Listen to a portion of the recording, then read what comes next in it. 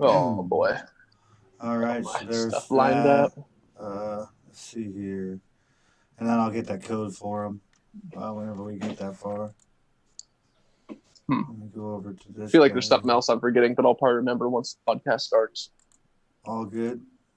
I'm going to go up to here.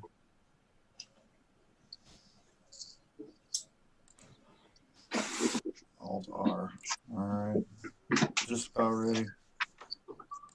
Just giving it a second to join up there. Let's see here how Loving I can this chair. preview stream.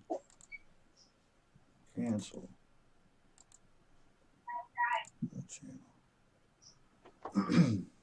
TJ, if you get a chance, you should check out one of my PUBG clips I made the other day. I think I sent it to you. I'm not for sure. I haven't been on there in a few days. Been, one of my friends passed away the other day, so it's been I haven't really been online much. Oh, dude. Sorry, man. Yeah, I saw that, dude. Yeah, it kind of came out of nowhere. But it's just been rough. Yeah, just trying to be there. I can't, and I don't want to imagine, man. Yeah, just trying to be there for his wife and his kid. So. Yeah, it's heartbreaking, dude. Sorry. It's definitely one of life's hardest things. All right, this right here should be the link to get you guys there. I apologize. And it's definitely not easy to lose anyone you love. That's for damn sure.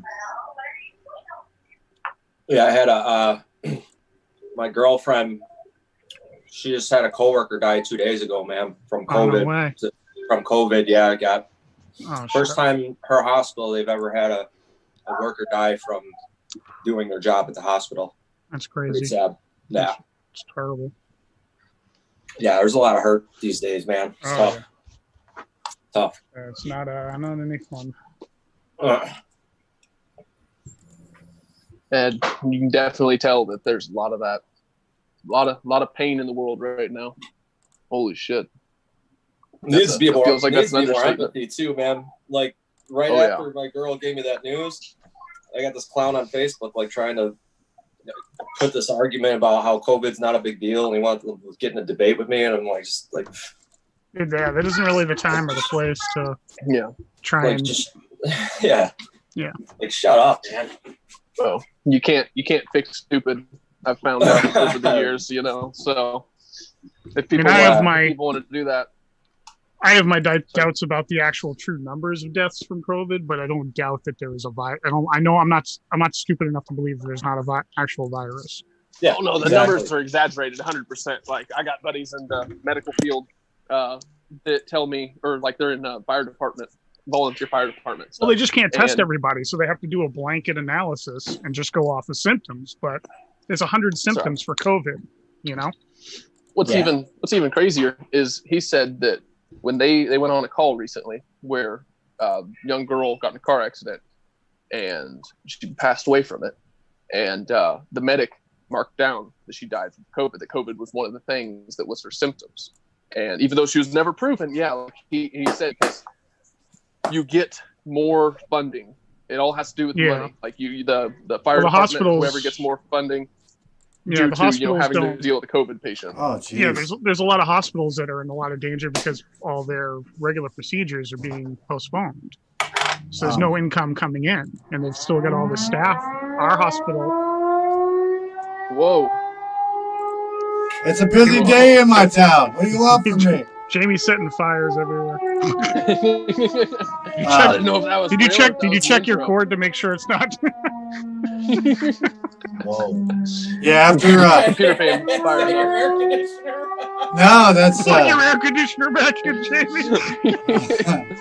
Oh, you guys. Oh, man. Small town life. That's you know what I'm saying? Hey, did you get that? Yes. That pass? What, for that game? Yeah. Oh, awesome. Hey, I'm gonna start it here in a second now. Sorry, I was just trying to lighten the mood a little. No, you're good. So now that the fire siren is dying down, Alina siren. Well, what's been taking me so long is I'm trying to get YouTube to stream correctly, plus be able to stop the stream when we're done and everything. So I'm like, holy shit, I really don't know how to do this. All right, but I do now. So I'm going to go ahead and start it in 5, 4, 3. Gentlemen, how are we doing today? Excellent. That's awesome. Doing good. What's today? June what? 7th? Yeah. Wow. You're gonna ask Amanda. Yeah, June 7th. Yeah. What a wild time we've been living in. We've definitely been doing a great job at it. We've had some recent events here that were kind of taking over the best of me in my heart for the last podcast. I hope I didn't say anything to offend anyone or anything like that. But people get passionate around here, and you don't want to see anybody get hurt. You want people to not risk anyone else getting hurt. But I have seen since last weekend they've been having more BLM gatherings and stuff like that, and to try and to really bring awareness to more of the equality. And I've seen a lot of silent protests this week, and I just want to get it out of the way first. And to me, that's great. Like that's awesome. I think that's really been making a difference here. I see that they charged the officer, and they charged the other 3 as well. Yeah, they also charged the other 3. So kudos to our justice system for doing something correct. I don't personally have a lot to talk about with that topic, but I am going to present the floor to any of you guys that would like to get it out of the way first. But I've said what I want to about it personally. Go ahead, TJ. Sorry. It's okay. If you want, you can go. It's fine. No, you had the first thing to say. You were talking there.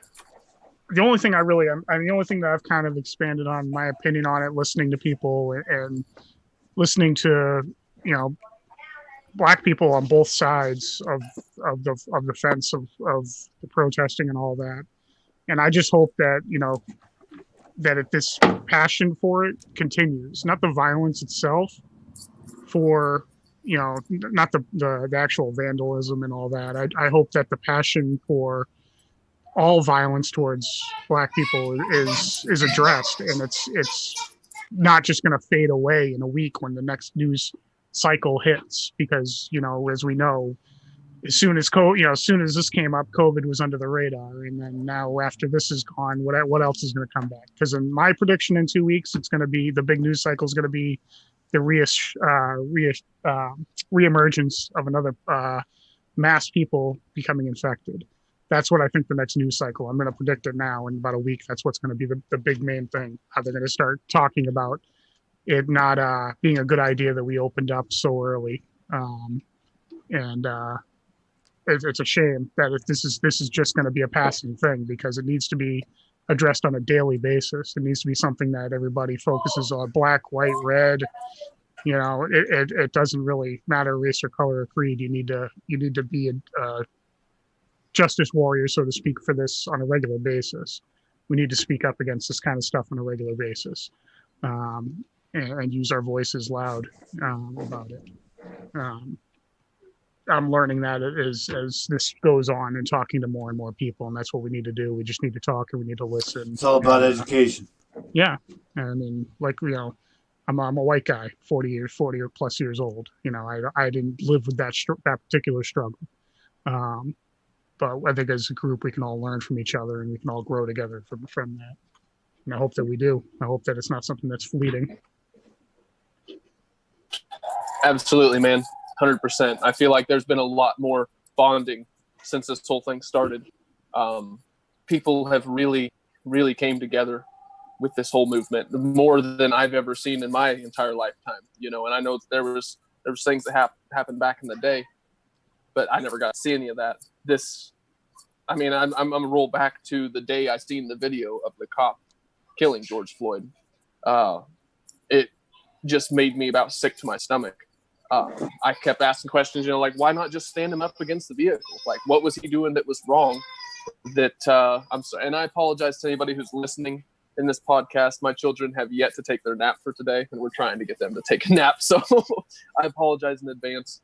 But it shook me a little bit that they could be that blatant about it, that they could just sit there and this before I even knew that, he had died from it. It was just the image of seeing him put down on the ground like that when there was no fighting. It was just, why do you have to treat someone like that? I can understand, if there was like a cartel member who his job was to go around and, shoot people and stuff like that, treat someone like that. Not necessarily, in a sense, but it just, I don't know. And then the next couple days you see, they burned down the Target. They started just burning buildings. They started doing all this stuff, and that got the nation's attention and the world's attention. And then within a matter of a couple days, it spread to all these other states. And I have friends that have went to these protests, not the violent ones, only to the peaceful ones.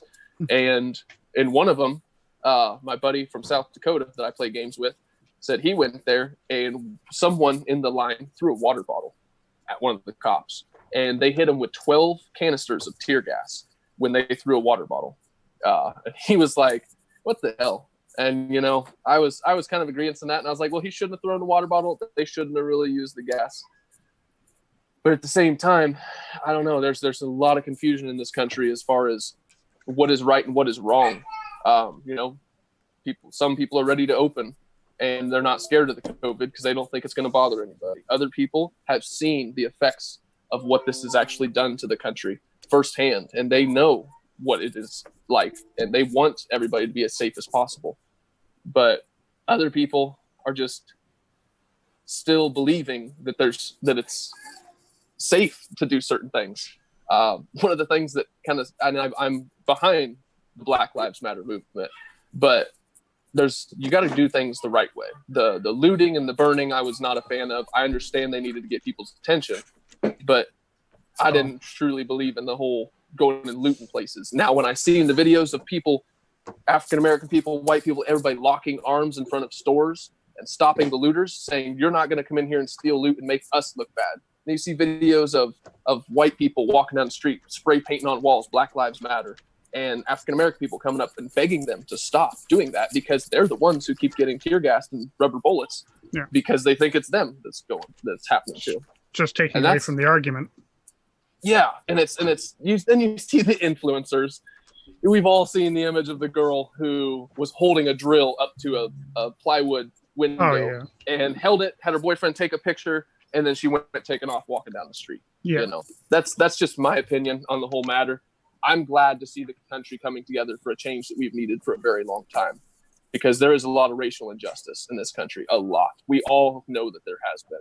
Oh, yeah. So I'm glad to see everybody finally getting treated equal, or starting to make a movement towards getting treated equal. There's going to be a big change that comes from all this, and I'm happy to finally see that change. But at the same time, it's going to cause multiple other issues that are not near as important as far as like costs of buildings and stuff like that.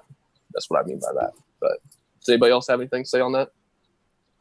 Oh, yeah, of course I have something to say on it, man, for sure. I've been in the bat cave here, man, letting the emotions go through me and understanding my thoughts and understanding, where people are coming from.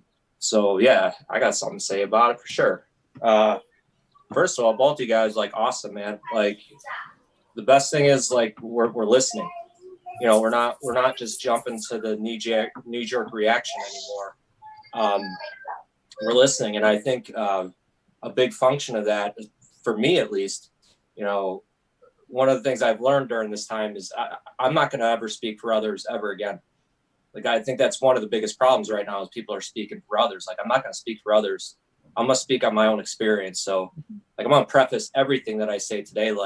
I don't have any apologies for what I'm going to say. I don't have any apologies if it offends people, because I think one of the things from the top level that we're all missing is we're all grieving right now. Every single one of us is grieving. I'm with you, man. The video shook me. They talk about actors and actresses when they can cry on the spot. How do you do that? How do you make it so real? And they say they think of the most tragic thing that they've ever seen. And I've never had that in my life, so I could never relate to that. You know, I've had tragic things happen, but never to the point where like just the thought of it brought me to tears. This actually does that, man. Like when I hear, when I think of, you know, the guy begging for his mom, you know, calling out for his mom before he dies, like that's as fucking real as it gets right there, dude. Like that, like you said, it shook you. It shook you. And I think it shook the entire world, dude. Like, I think everybody finally was like, wait, this can happen? Like, wait, this can happen. Like, wait a minute. So like from a top level, I just want to say, like, you know, my perspective on this, and I feel like it's been healthier for my mental health. And, you know, I want to speak from that lens today too, because I've spoken to some people whose mental health is suffering because of this. So, you know, I'm not going to sit here and point fingers. I'm going to offer solutions. So, the perspective that I've taken that's been better mental health wise is to go back to that, you know, pause and understand everybody's grieving right now. Everybody is grieving. We are all losing something right now. Even if you are against Black Lives Matter, you're grieving right now because you know there's change ahead. You know that this shit ain't gonna fucking happen anymore, and you're grieving that old life. You know that's being taken from you, and that's a real thing in their mind, and that needs to be, you know, change understood. You know, it doesn't mean you have to agree with it, but you need to understand where people are coming from. You know, just as the looters. You know, at first I was with everybody like, oh, you shouldn't destroy property. Now I'm like, who the fuck am I to say what these people are going to do? I don't know anything that they've gone through, and I don't know if this is a last-ditch resort.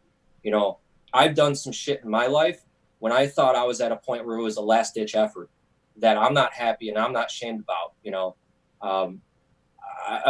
I'm pretty sure most people have had, you know, circumstances in their lives like that where your surroundings or the urgency of a situation brought a different side of you out.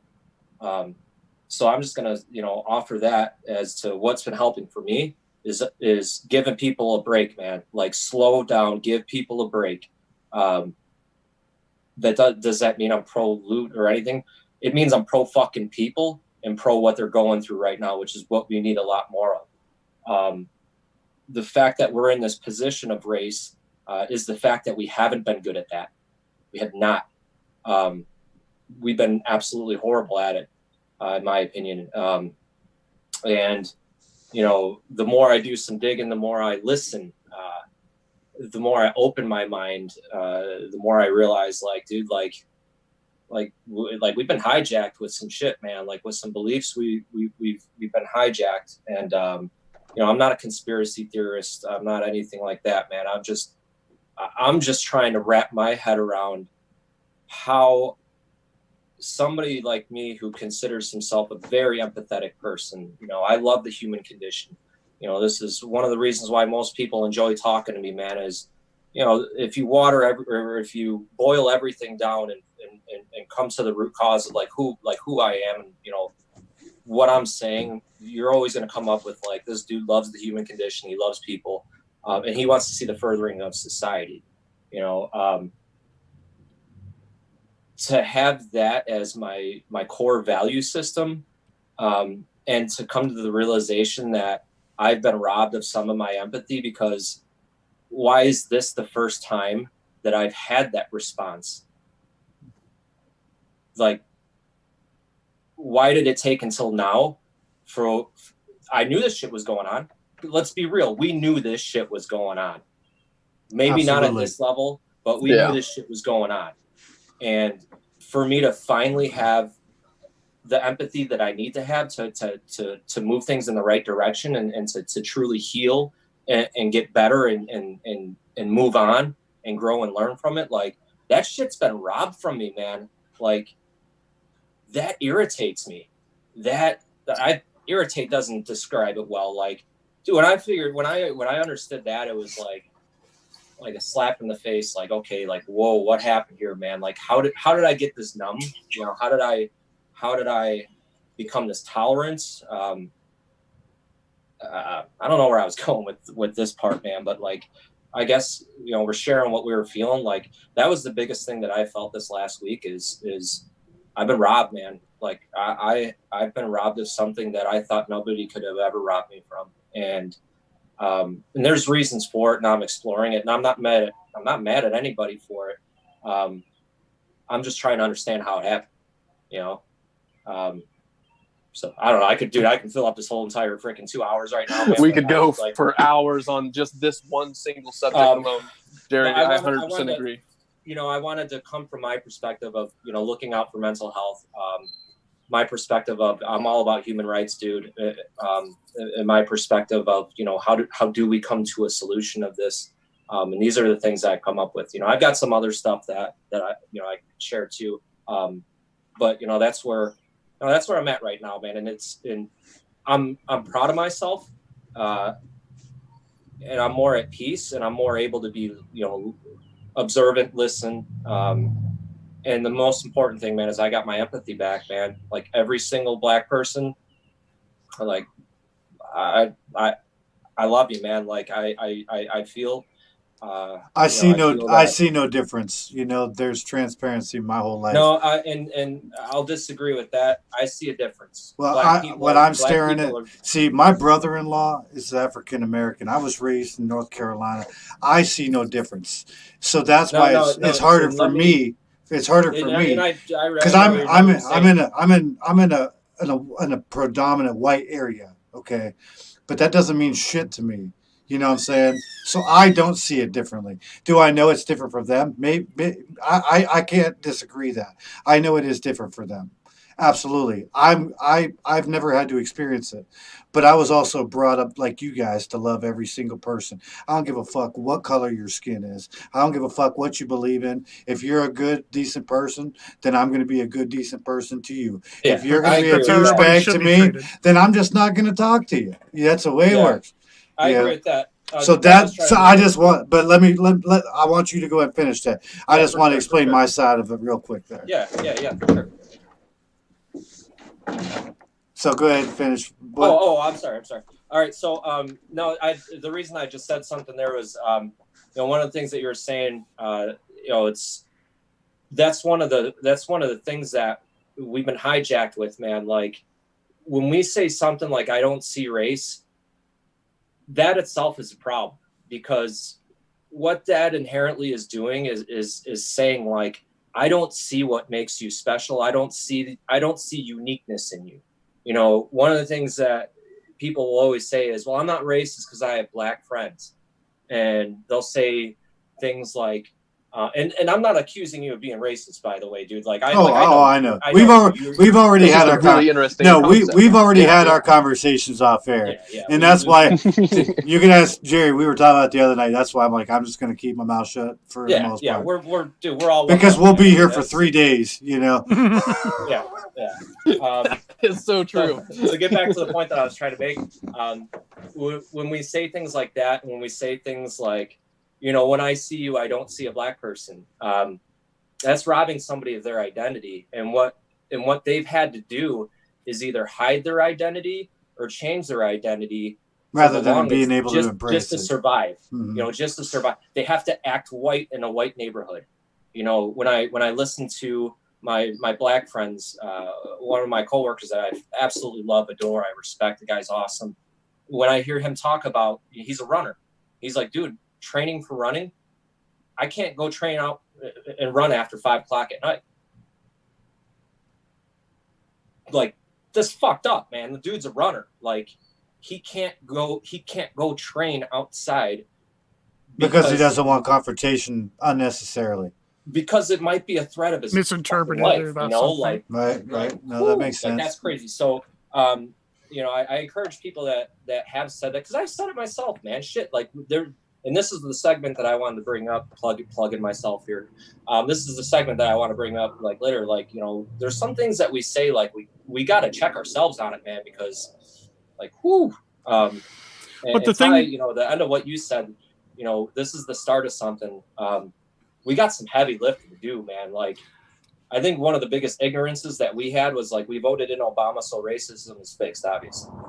Like, no, we don't. Yeah, we got some heavy lifting to do. I knew from the fact that that's not the thing. And if you want to get into conspiracy theories and my thoughts on political stuff, we could be here for again another 3 hours. I'm glad to have that with you too, man. But the thing is that in my point of view, and this is just me. I know I'm a white guy. I've never had, the worst thing I've been called is a WAP. So. Guinea wop. So that's about the worst that I've ever been called. So I understand what I'm saying is going to fall on sensitive ears right now. And I apologize to anybody, but this is like Jerry said, this is all our life views. This is how what steps and things have happened to us in our lives. We're just separating ourselves. We're separating our true listeners from on the topic of listening and speaking and trying to understand and communicate better. And maybe I'm wrong. Maybe I need to change the way I think about this. But in my opinion, and the people that I've listened to over the years, and I took inspiration from, growing up, it's their words. I know they can be hurtful and they have a meaning, but they're just the sounds of clicks and licks and pops that come out of our mouth. It's about intention. It's about context. And that's the heart of what we need to do. We need to check our context. We need to make sure that our actions are speaking louder than we could ever scream. What we do on a daily basis. When we see and we're videotaping a man being killed by 3 or 4 police officers, why do we not take action? Black, they don't white, even whatever. People don't even do that to animals. You know what I mean? Why the fuck would they do that to another fucking human being? For a second, why didn't anybody take any action when listening to this man die, filming and watching him die? Okay, that's my. And I had to take a hard look at this and say, what would I have done? Would I have been brave enough to stand up and put my life on the line for somebody else? And I'm not calling out the people that were on video. They could have been scared for their life. I don't know. I wasn't in that situation, but the thing is when we want to say it's brave to say, okay, we need to take accountability. We need to start changing the way we speak and the way we do and say things. It's not only that, it's about action. It's about how we carry ourselves. It's about what we do on a daily basis to show your neighbor, your friend, your brother, your mother about how you want to be as a person, how you want people to see you. I don't care what you say to me. It's like Xbox game chat. You can say whatever the hell you want to me. It's going to roll off my shoulders. That's all. It's going to roll off my shoulders. It doesn't mean a damn thing. All that matters is what you do in that said game. What you do from the start of your life to the end of your life is what you amount to as a person, in my view. Amen to that. Okay. So and that's how I've come across people. People have shown their true colors to me across time. Best friends that I've had for 20 years have come and gone through my life, and it shows who they are and what they believe. Whether they thought they were doing it for my good or not, it's a matter of that's how they've acted. And if that's how they've acted, who am I to say? That's what they felt, what they were doing. Okay, it didn't affect how I'm gonna act, how I'm gonna be. It's all about actions, in my opinion. It has to be about how we go forward. We can sit here and hold up signs and be woke and do all this stuff and virtue signal, whatever word of the tech word of the week you want to use. But if we don't follow through on it and we don't just jump into the next news cycle like it's nothing's going to change.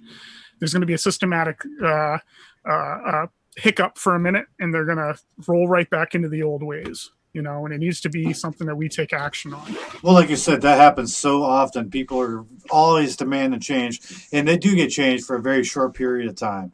It doesn't seem to ever sustain. Now my story is a little bit different. What I don't normally tell a lot of people, but the people closest to me, is I was raised in Wilson, North Carolina. I was a child. I was 4 years old when we moved there because my father got a job. And we at a hospital, or at I think it was BB&T Bank, but we were 4 years old when my family moved there. We were there for 5 years, and in those 5 years, those are the years that define your life. Well, I can tell you what, those 5 years, they fucked me up as a person. I'm 37 years old now, okay, but between the ages of 4 and 9, I went through a lot of bad shit in my life. You know what? I was a minority. Where we lived, it was me, my brothers, my sister.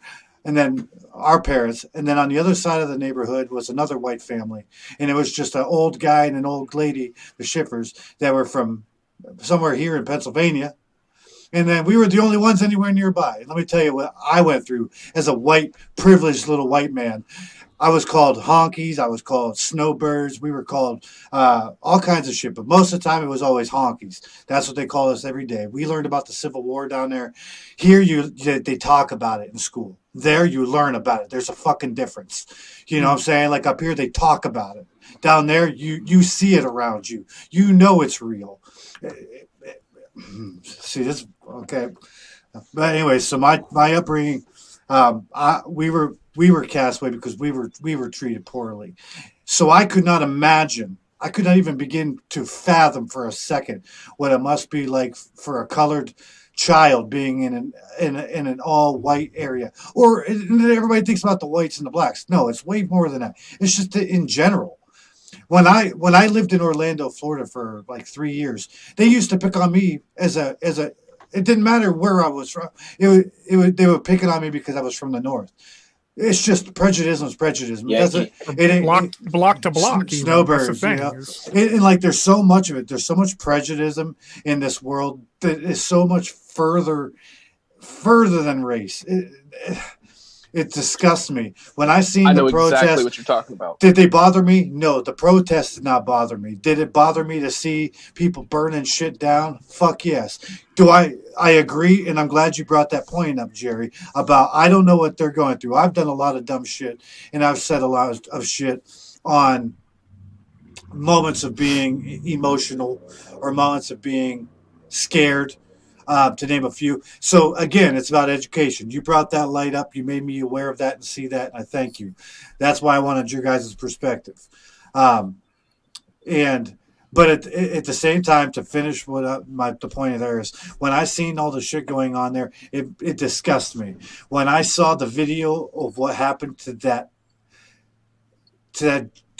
human being from another fucking human being. And here I could sit here and call that guy a douchebag, or I could call him a piece of shit, but I'm not going to, because I don't know what he was going through in his life. I don't know why he did it. I know it wasn't right. That's all that matters, you know? And that's what a lot of people are saying. They don't, a lot of people are in his head. They don't know what's going on. I don't know what was going through that person holding the camera or those other guys sitting there watching. I don't know. So I can't judge them, because then I would be part of the problem, and I want to be part of the solution.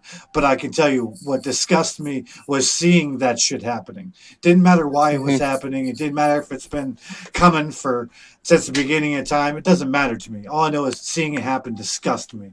And the people that were a big part of that, you know, I'm sorry. I've judged you too, but I'm not going to anymore from this moment on. I'm not there. I don't see it the way you're seeing it. Just do the best you can. Put it in God's hands, and just try and be a good person. That's all I'm saying. And love everyone, because it's no one else's fault that they were raised a certain way. It's no one else's fault that they were brought up a certain religion. It was nobody else's fault that they're the color of their skin. It doesn't matter. Everything just happens. Yes, there's choices are made every day. Let's not go to home run. I'm just talking shortstop, center field right now. You know, there's a lot of things that you can't judge a person on, and I want to be part of the solution. So if anyone wants to give me suggestions on how to do that, by all means, help educate me, and I will help educate you and everyone else. If you got anything, please feel free to say, shoot it here on our Facebook page or any of that. These feelings are real. These are not scripted. These are not made up. This is not just to entertain people. This is because we want to tell you who we are as individuals. So, again, thanks for letting me get that off my chest, you guys. No problem. One tiny last thing to add on to all of that. Jamie, when you brought up, you know, it can change. The prejudice can change from block to block. It can be something like a bunch of kids, you know, one went to a southern school, one went to a northern school. And I say that because in the little county that we're in, we used to have a school named Union, and that's what turned into West Central. The other school that was just in the next town down, 5 miles away, was called Southern. Then there was, of course, a big school rivalry. That's the schools my parents went to. My dad went to Union, my mom went to Southern. They met up, and, you know, here I am. But that prejudice, I feel like, of people judging each other just from being from a different part of the town or different part of the county, or it doesn't matter necessarily your color of your skin. I feel like all the people are going to start treating each other better because, like what you said, they don't know what the other person has gone through. And it's just like, hey, let's just all try to be in this together. If somebody sees something happening in the future, it doesn't matter what it is. I feel like more people are going to have the initiative to want to go and at least get involved and ask questions of, hey, what's going on? What are you guys up to? Ask questions. Like that.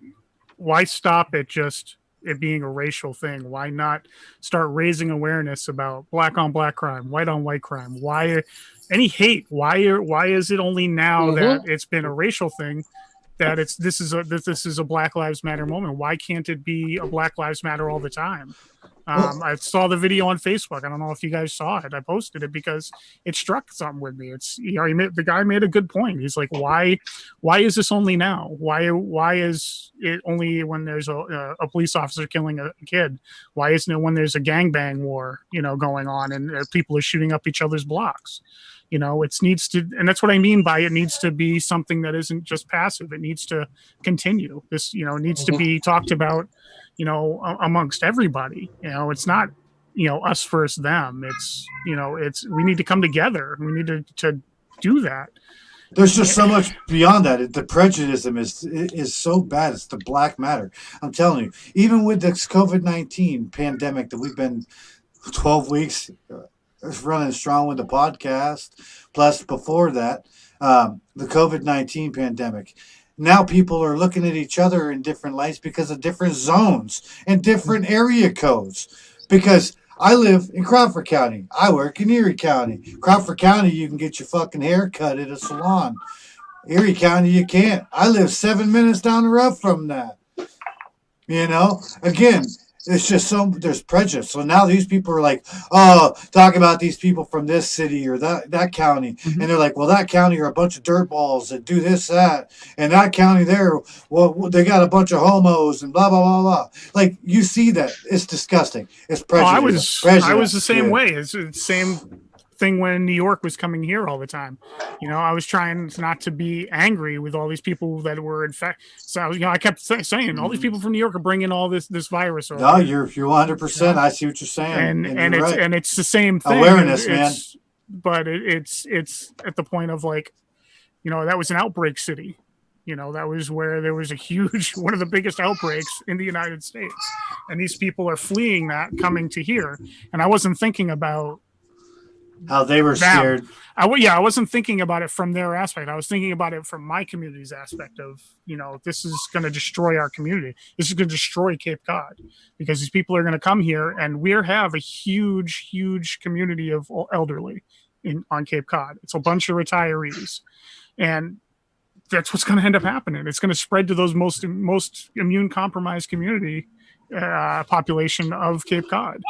Yes, definitely. It's going to kill people. But now you see a different perspective of it, and that's what's important here. I'm still scared. I still don't want them to come here, but I understand why these people were fleeing. They had homes here, and they figured, well, if I can get away from this epidemic here, maybe I can protect my family.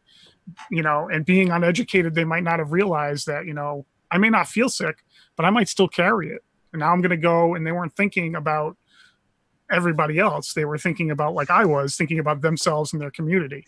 And they were just trying to do that. And incidentally, that's one of the reasons that we had a huge burst in the virus here. I got you. You guys have really touched some points in these last few minutes here that have really got me thinking a lot, man. I know I need to make myself more aware of a lot of things too. Wow. Well, dude, what did I say? Didn't I say that on the last podcast? Yeah. The start of any behavior change, step one is always awareness. Yeah. You don't. It's the reason why. But I was still on fire. First thing I want to do is put them on a scale. Man, and I apologize. I didn't let it sink in, but when you did say that. Hey, dude, don't ever apologize. No. Like I apologize dude, in my when the not student my is ignorance, ready, the teacher appears. But this week has been such an eye-opening week for me.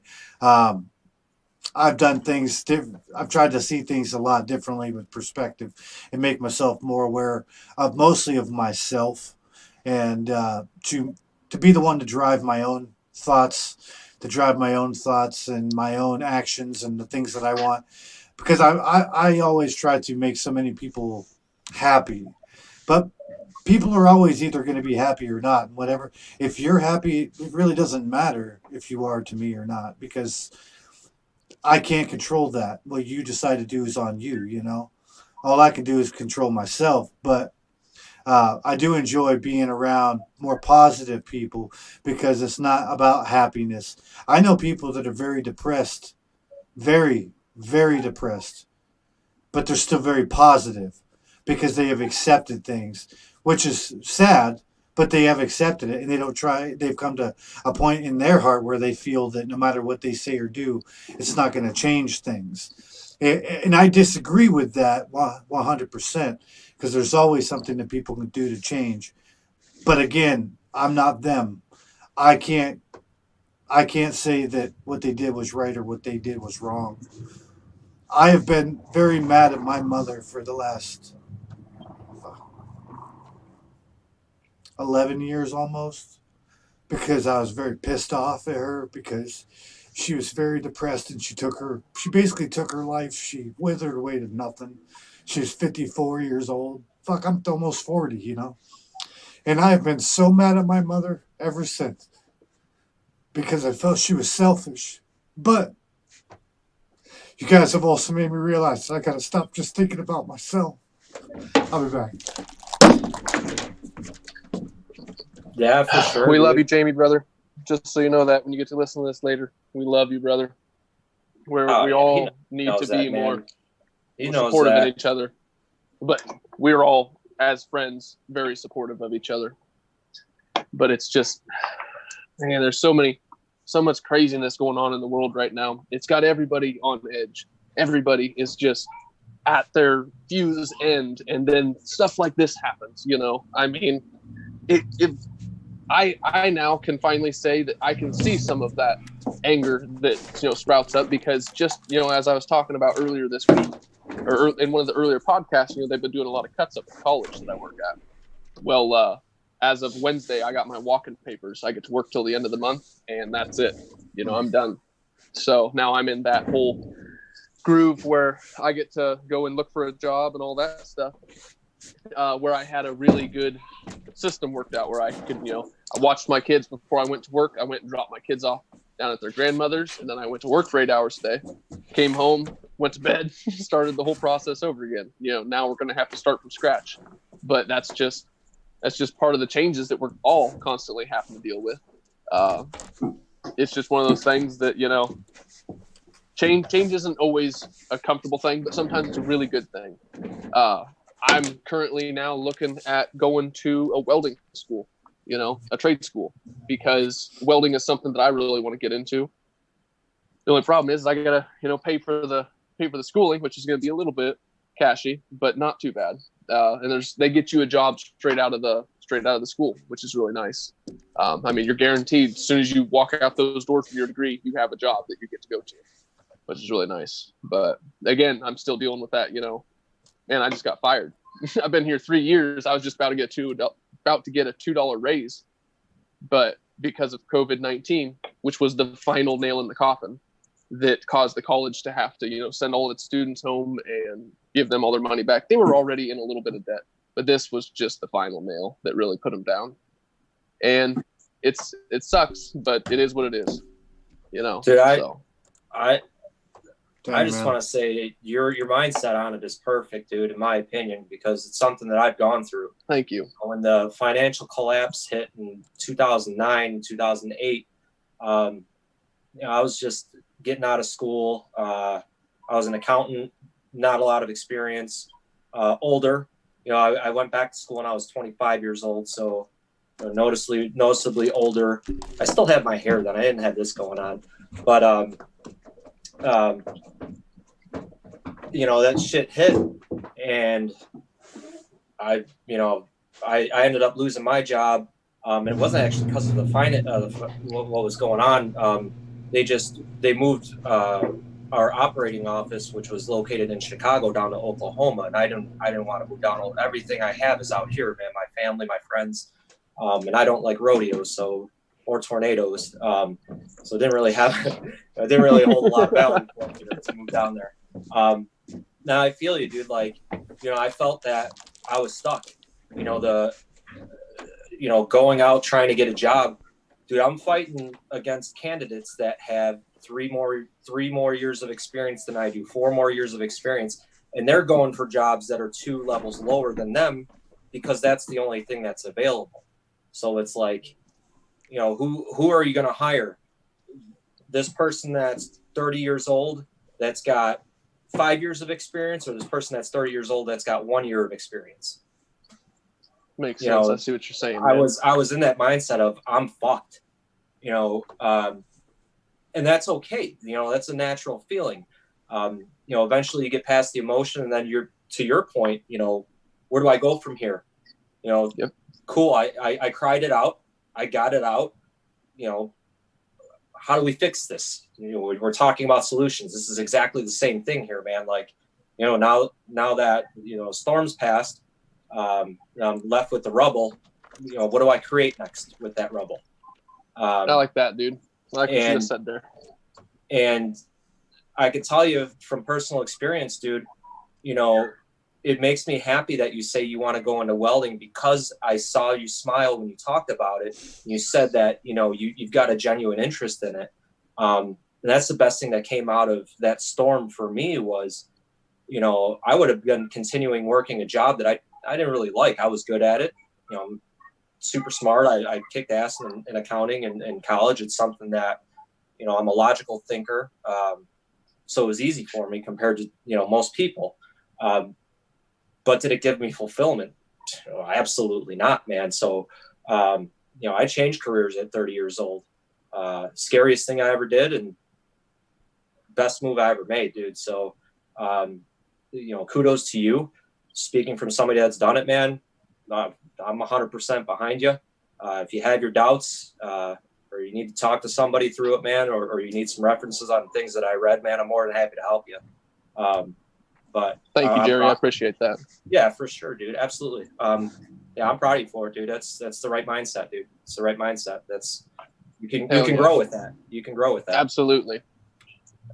And that's like one of the, there's a whole bunch of different things that are going to branch off from this. I'm hoping what's really kind of cool is a few months ago, my mom came to me, and she came to me at work. We both work at the same place. And we kind of like stepped off to the side, and she was telling me about how we're going to have to sell part of the farm. We're going to have to sell some land because Dad just can't do it all by himself. We have tried. All of us sons have tried to help out anytime we can, donating our time, helping out around the farm. But farming is very expensive. Farming is one of those things that if you make the tiniest little mess up, it can about put you under. My dad accidentally ran over a rock that was in the field, ran it through the combine. $68,000 is what it cost him. Yeah. The end result on that was we had to end up selling the combine, the planter, and a couple of tractors and some ground. But now we are currently all caught up, and so what we have now is what we're going to keep forever. Is what they've been telling us. But it's a very rough thing. When my mom came to me, and she talked to me about all this stuff that they're having to sell. They're selling ground that since I was a little itty bitty kid, I went out in the woods looking for mushrooms and just walking the hills looking for arrowheads and stuff like that. Like I have connections to all these areas, and our family has farmed this ground for 4 generations. My great grandfather came over from Ireland during the potato famine to this country to build a new life for our family. Could you imagine being that? Could you imagine being that dedicated to the cause? Cow. You think of what you went through at 30, Jerry, and you think like, dude, think of that. Again, putting myself in their mind. Wow, like that takes some real jungas, man. When she came to me, thank you, Jamie. When she came to me, this is what gave me a spark in my life. I am a father of 3. I had 3 children in 2 years. I went from no responsibilities at all, playing video games and just hanging out with buddies and, being with my girlfriend at the time. And then all of a sudden, wham, we had a boy on the way. And, we got married. Life started going down the road as normal. And then wham, 2 more little babies, and that's when life really hit me, and that's when reality really started catching up. But with that whole mentality of I'm a dad now, my mindset has changed so much over the last few years, because I'll be 27 years old in November, so it's pretty wild to think about. Actually, no, I'm gonna be 28. Be 28 November. Welcome to the rest. That's the way the rest of us feel. Old. That's the conversation you're always gonna have from there on out. Hey, I feel like we're playing Call of Duty. TJ, turn your microphone on, dude. TJ got no mic. TJ got no mic. Fucking A, man. I had a perfect thing for that too. I said that's us every day, man. I thought he was 43 or 44. I thought he was just talking. I thought he was just talking shit. He had JJ call him out. Real quick, rolling back to that whole conversation I had with my mom, that gave me the spark to want to create a better life for my children, to want to have something solid, a foundation to build my life for my children off of, and try to just be a lot better. And I told my wife, I said, this is the plan.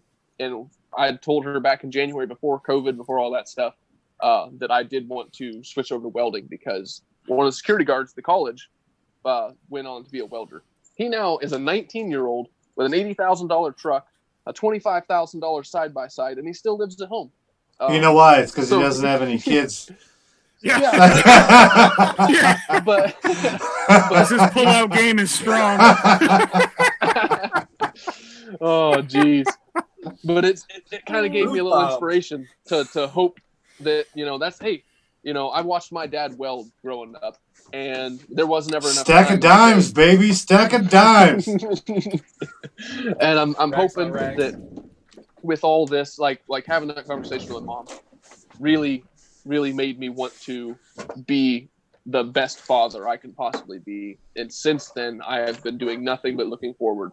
I don't care about anything back there. Hey guys, I'll be right back. About what is ahead of us. So thank you, Jamie. We'll see you. I apologize, but I will be right back.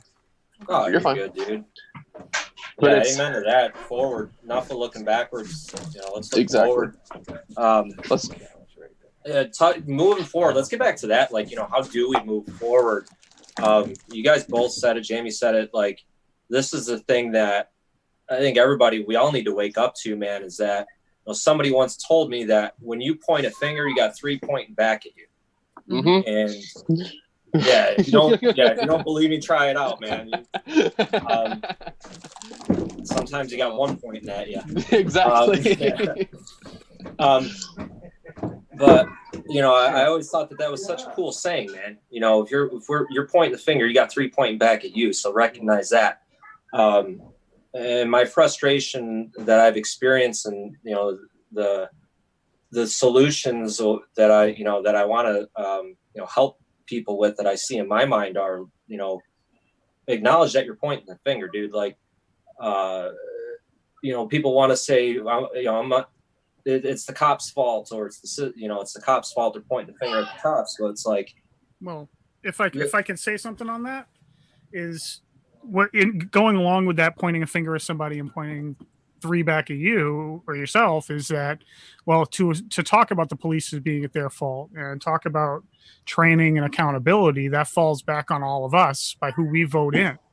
There you go. And paying attention to what we're doing, what's being flown under the radar. And I know life goes by fast, and we rely on our representatives that we vote in. But the problem is the only real attention we pay is at the last 2 presidential vote. We don't pay attention to 2 years before, when all these smaller candidates for president are coming up. We don't pay attention to that 30-year judge that's been in there, that's now been voted in again for another 10 years or whatever it is. I don't even know. And shame on me, I don't even know the cycle of voting for all of that. I don't. Same here. I don't know. And the average American person knows probably even less than I do. And I've learned a lot in the past 6 years or so, out of my own frustration with listening, having conversations with people like my grandmother, the older generation, and seeing where that mindset is. And no offense to them, or anybody. That's the world they grew up in. That's their dynamic. That's what they were dealt with, and that's what their life experiences were. I can't fault them for that, but I can help change that. And I have heated debates with my grandmother almost on a daily basis over stuff that comes over the media every day. And it's frustrating, and I have to take a second and calm down, and I have to look at it and go, she's 83 years old. She's going to be hard to change her mind. Okay. But the thing is are we just going to blindly say, okay, well, these are our only two choices. This is A or B? No. There needs to be a systematic change. I believe wholeheartedly that this two-party system of ours needs to go away. It needs to be a point of whoever's going up for the presidency cannot be backed by any funding that is being funded by any corporations, any companies. I don't care if there's a $25,000 limit or not. There are ways around it, and it's been proven for years and years and years, decades. It's this whole political two-party system started. This was not the original idea of how this country was supposed to be founded. That was not in my interpretation of everything in history. And I love history. I do. I'm not an expert by any means, but I love to learn history. That is my biggest thing, because that's how we learn about what to do going forward. That's how we grow, is to look at our past, not to ignore it, not to go, okay, this happened, we need to do something else. Well, let's look at what happened and how it came about. Let's figure out how to change that. What did we do wrong? What's going to change that? And that's where I disagree with the looting, is that this didn't work in the past. It didn't work during Martin Luther King. We're still here today. If that was the case, all these instances of looting would have made a difference. Now, granted, his protest did put into effect the 1968 bills. I forget what the heck it was called. The Civil Rights Act. That put in effect all of that stuff shortly after he was killed. But I do believe that stuff was in office and being altered through our slow ass system a year before he was shot and killed. It just so happened that they pushed it through a week after he was killed. I'm not saying it didn't have an effect. What I'm saying is that there's a lot more behind the scenes than just this singular act. And we need to look at the bigger picture of it. We need to not look at, okay, well, this violence didn't change the charges against these four police officers. The actual autopsy that was done privately by the family that was hired to come in is what affected the change of the actual charges, not the looting. They didn't look at the looting and go, we need to do something different. They looked at the looting like, we need to stop these people from burning businesses down. If people are not going to rehire us next year to be in office, okay? That's how it goes. We need to change that as we're coming up. These people that are coming up through our political system and want to reach out and be in the political system, I'm not saying everybody that's in there now is horrible. What I'm saying is that some of these people that are in there for 30 plus years and it's a career, politics should not be a career. Politics should be like the military. It should be a service that is required to do for a short period of time. It should be a minimum of 4 years. You get a pension, you get a thing, you can go back to being a civilian. You do not stay in for re-election. I'm sorry. It just shouldn't be that way. There should be always new ideas coming in and out of that position. It's the only way America is going to grow. And I know that's a very short-sighted answer, but it's the simplest way I can put across an idea that might spark somebody's interest. It might spark other people's ideas, because it's just, we got to do something to change it. There's got to be some, on the police level, there needs to be better training. There needs to be accountability. There needs to be less money spent on our military outside. It needs to be spent on preparing our police officers and doing background checks and stress tests on our police officers so that they can objectively hold up the law. And like I said, I'm not in any of their positions, so I don't know what their day-to-day stress is like, but there needs to be some kind of change in that aspect. And it needs to do it upon our whole system. So well said, TJ. Like I said, I could talk about that stuff. I agree. I agree with you, dude. I want to say that, kudos to you. You've been saying that. I know you didn't want to go on Facebook, and you're using your voice to convey that message. Which it's hard to do it on Facebook in words. It's hard to give, again, context. It's hard to give my my feelings on it and to show the passion in a couple of words on Facebook that could be misinterpreted, that can be misunderstood. I mean, people obviously could take a clip of this and put it into any kind of context they wanted, but there's a whole record of how I'm conveying my feelings and my truth and what I believe. So I just feel safer, and it sucks because I feel, being a white guy, I can't go on there and really comment on it because it could be interpreted the wrong way. You know, and it's a shame because it silences a lot of people that probably have a lot of good ideas. I'm not saying my ideas are right or better than anybody's, but it's, again, like you said, Jerry, the discussion that needs to happen.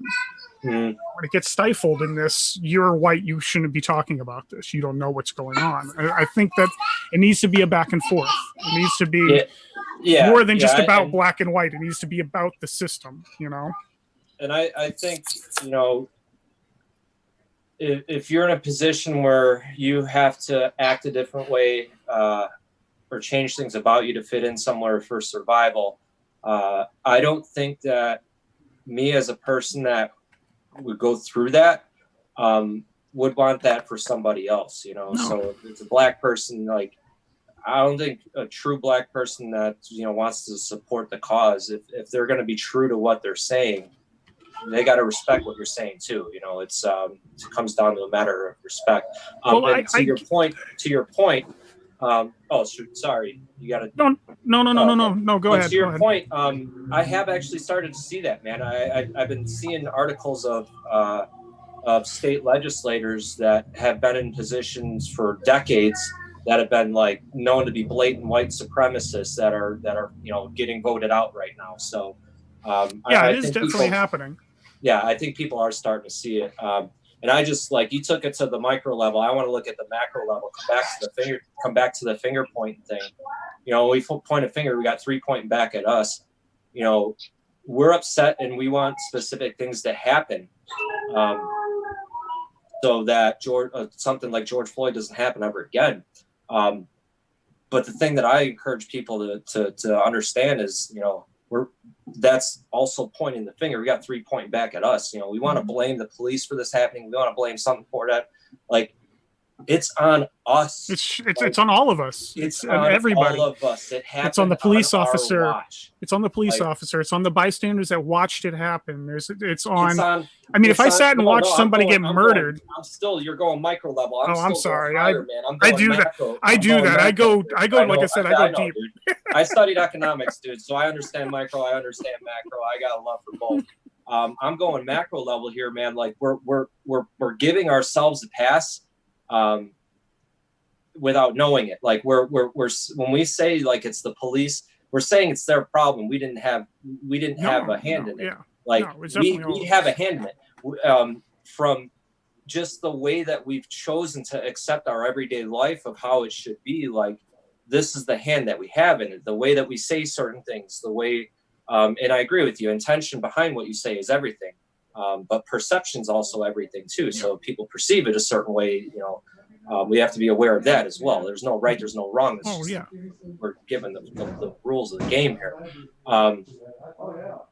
I forgot my tangent here, man. I apologize. No, you're all right. The fact is, it's on all of us.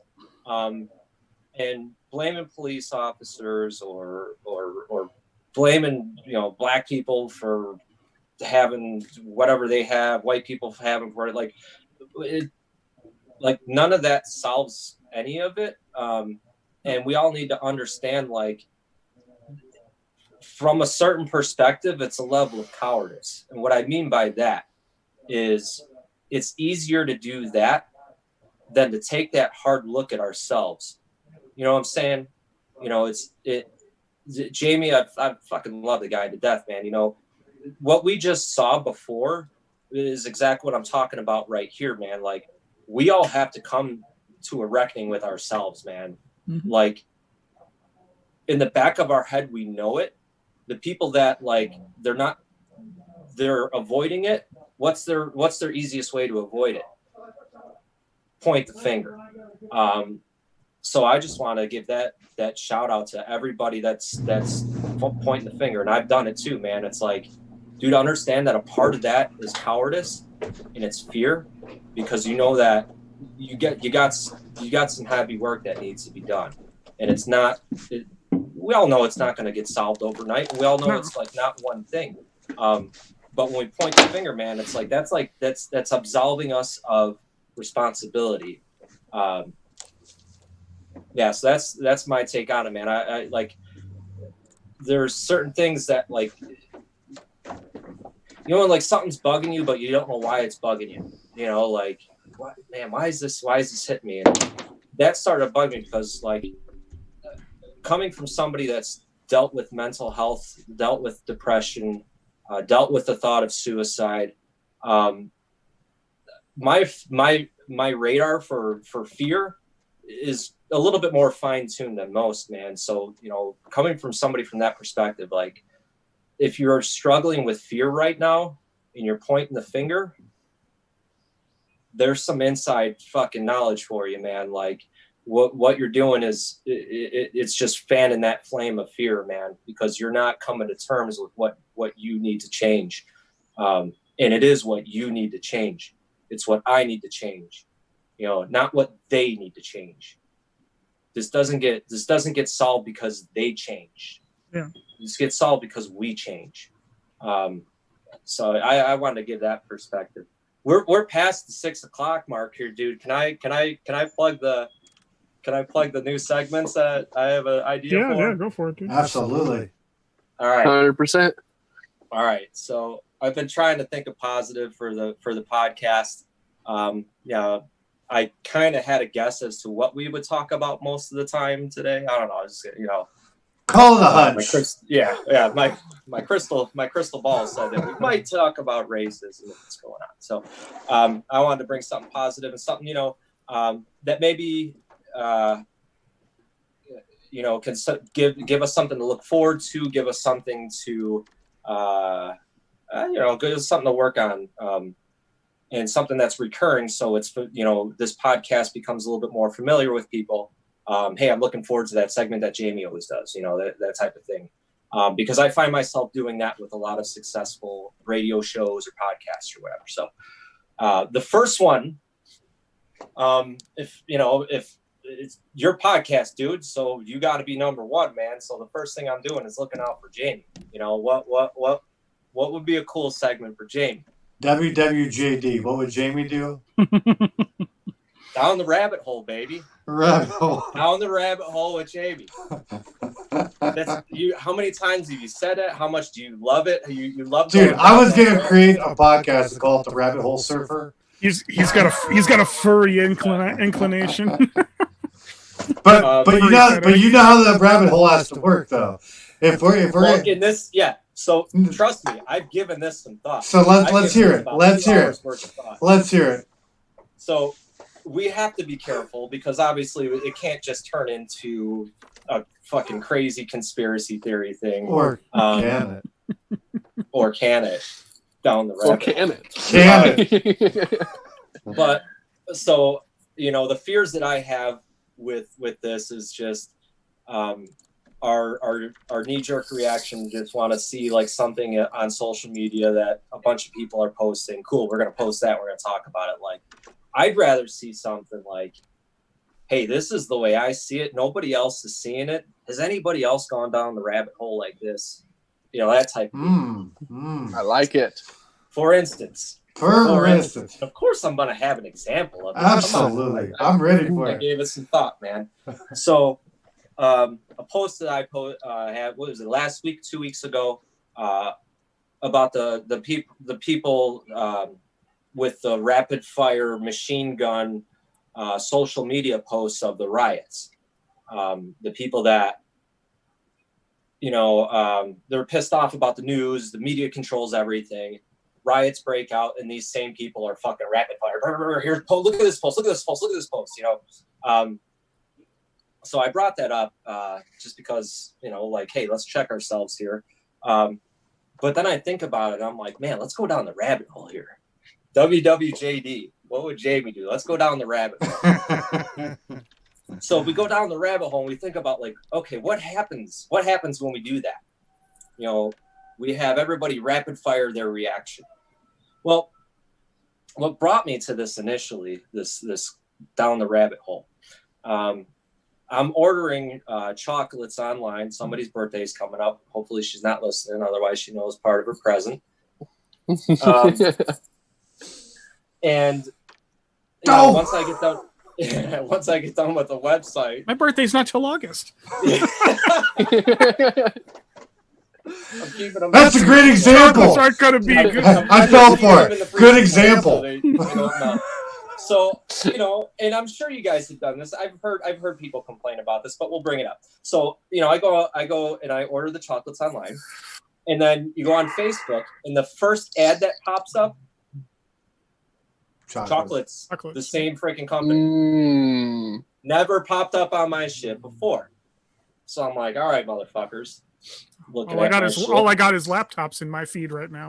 Yeah. Even though I've already bought one. I know what you've been shopping for. Mine's been sex toys, but I honestly have not typed anything. That explains why butt plugs have been showing up forever. It was supposed to be receptacle plugs. I let Jamie use my computer once. Never again. Let's go down the rabbit hole, and we've all established that they're tracking us, right? Right. Looking at that's obvious. I come from a cell phone background. I could go all deep on that rabbit hole if you want. Yeah. All right. So you've explored this rabbit hole before. Oh yeah, no, I checked all apps. Yeah. I'm just trying to see if you saw this little part of it, man. I feel like I'm playing Subnautica, and you're like, I went down this one cave, and be like, dude. Sorry. There's I don't want to ruin the surprise for you. Do you want me to mute him? I'll mute him, Jerry. Sorry. Oh no, I love it. I'm just kidding. So I think about this, and I'm like, all right, let's put those two concepts together, right? They're tracking everything that we do, and we just went on rapid fire response to something. Like, don't you think they collected that data too? Like, oh yeah, they even know exactly how the majority is going to react to pretty much anything, dude. Can I tell you a little secret? Can I tell you a little secret that not a lot of people know, and more people know about it now? But the algorithm. Please, in a segment called "Down the Rabbit Hole," don't do stuff like that. Yes, you can tell us the secret, damn it. I rest my case, Your Honor. Go ahead. Please do. I was being sarcastic. It's crazy. It's crazy that what people don't realize is that people are very protective about their privacy. They're very, very on a lot of things. They'll throw up all this stuff about 5G, about tracking, being tracked by this ID 2020 chip that Bill Gates is gonna have us all injected with when they don't do the research. And again, this is a rabbit hole. So the thing that they don't realize is that with every single app on your phone, all the ones that are installed when you power it on and it's already ready to go miraculously, Facebook is on there, Google Maps, all these e-convenience stuff. As soon as you go anywhere and do anything, your phone tracks every single thing you do. And as soon as you powered that on and hit I accept terms and agreement, you have submitted every single bit of data and given it to them for free, making them millions of dollars because they sell this stuff to advertising companies. Facebook, for instance, Google, they work in conjunction. Facebook understands and reads all of your search discrepancies. So everything you search for, that naughty little toy you checked out on adultsonly.com, Facebook knows about it. Adults only. I don't know. I'm just making up a site. That is not a real site. Do not check it. Can you fact check that for me, Ty? If that's actually a website, I'm going to be really pissed off. Oh, dude, it really is. I've seen commercials for it. It is a real website. But whatever you're searching for, if you search, and you can do this, if you search for just kittens, if you just go into Google for 5 days and just limit your searches to just kittens, even if you go into incognito mode, all of these apps still trace what you're doing. The only one that doesn't is Google. Okay. So what they don't realize is that you've given up your GPS location, so they know where you're going, how long you're spending there. They know how often you go to ATMs. They know who you call. They know what pictures you take. They see everything. They hear everything. The audio that's coming through your phone, they can listen to at a moment's notice. Any of that stuff, and all these apps automatically, when you sign in and say, I accept, and it says, do you allow us to have this little thing that comes up that says, do you allow us to have audio? Yep. People don't even pay attention to what it is. So any app you ever do it, just go into the random store, download a video game. It's going to ask for permissions for your photos, for your audio, for your callers. Yeah. And it's all tracked. And people are so scared about this whole thing when they don't realize they've already decades ago given up all of this information. Mm-hmm. All of this information has been given up. Mm-hmm. As soon as Google came on the scene, as soon as you started using Google and started making Gmail, that's the whole reason that Gmail came about, was to be able to track and put a name and make it a sellable product for Google to make money, so that they could grow as a company. And we just gave it up, every one of us, including myself. We all gave it up freely. So there's no privacy that these people are complaining that they're going to give up with this ID 2020 chip that doesn't actually exist. It's not a real thing. But I also don't understand what they're going through right now and why they're so concerned about it. And I'm going to put myself in someone else's shoes right now, and I'm just not going to... Wrong conversation. Keep up. No, what I'm saying is that... they need to be educated on it. That's the point. I'm not saying that they're at fault. What I'm trying to say is that when you try to put forth facts and things that are actually out there in the public and in your phone telling you, they don't hear it. They don't listen. They automatically still go on that same little, I keep saying it, those horse blinds, and they're so latched onto that one little idea.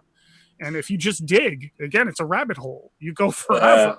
Yeah, I went down that rabbit hole. I used to fix phones for a living, and that's what I did all day when I'm sitting in my store. I would just sit online and I would go, oh, well, what's this about? What's this new technology? What are they doing here? What are these apps asking for these permissions for? Why does a video game app need permission to see my photos? You know what I mean? Like, why does it need access to my call log? You know, like it doesn't my call list. It doesn't make any sense. And then I started researching it. Yeah, exactly. I don't want it to see what I look at. What the fuck? But and I dug and came to the realization that it's all being tracked for ads. It's all about money. They call them clicks, man. It's all about the clicks. Yeah, for it's sure. all about the clicks. Sure. It's all about the advertising dollars. That's how these companies make money. And Facebook's the blatantest one about it. But again, going back, if you just search kittens for 5 days straight, only kittens, all you're going to see is cat stuff in your feed on Facebook. It's been tested and shown and proven. Here, it's a scary thought. I'll add some more credit to that, man. My Facebook is awesome right now, dude. I've unfollowed so many news feeds, you know, because you see that's the other thing too. Yeah, you see a pattern with people. And so you just start unfollowing, man. Like I don't want to hear you for a month, or maybe I don't want to hear you ever again, whatever. And then I noticed, I'm like, dude, like I'm sick of getting stuff for Upworthy. I'm sick of getting stuff from The Economist. You know, like all these things. So Facebook wants you to stay on their page. Wants you to click. Yeah. So it shows you stuff that you're interested in. So I'd like to finish my story. Sorry. So.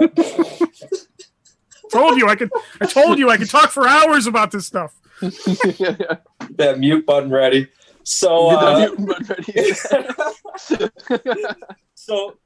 so you know, I unfollow those things too. I'm like, you know what, let me unfollow those things too. And when I did that, my Facebook changed completely. The only thing I get now is dog videos and photos, and it's awesome. Because that's the stuff that I typically like. You know, my mom sends me dog video stuff. I've got this group that I'm a part of where all they do is post cool dog videos and stuff. There's no, they don't allow for, you know, negative content or anything. They just ban the people. And my Facebook's all freaking dog videos, man. And I'm like, this is awesome. This is so cool. Awesome. And it's like, dude, like I still have the same friend list, but I basically just told Facebook, hey, like, you're not going to make money off of this dude because he don't give a fuck about it. So stop sending it to him. You might make some money off of him doing some shit with dogs, though. So send some money send some stuff about dogs. I just thought that was hilarious, man. Yeah, we know that shit's going on.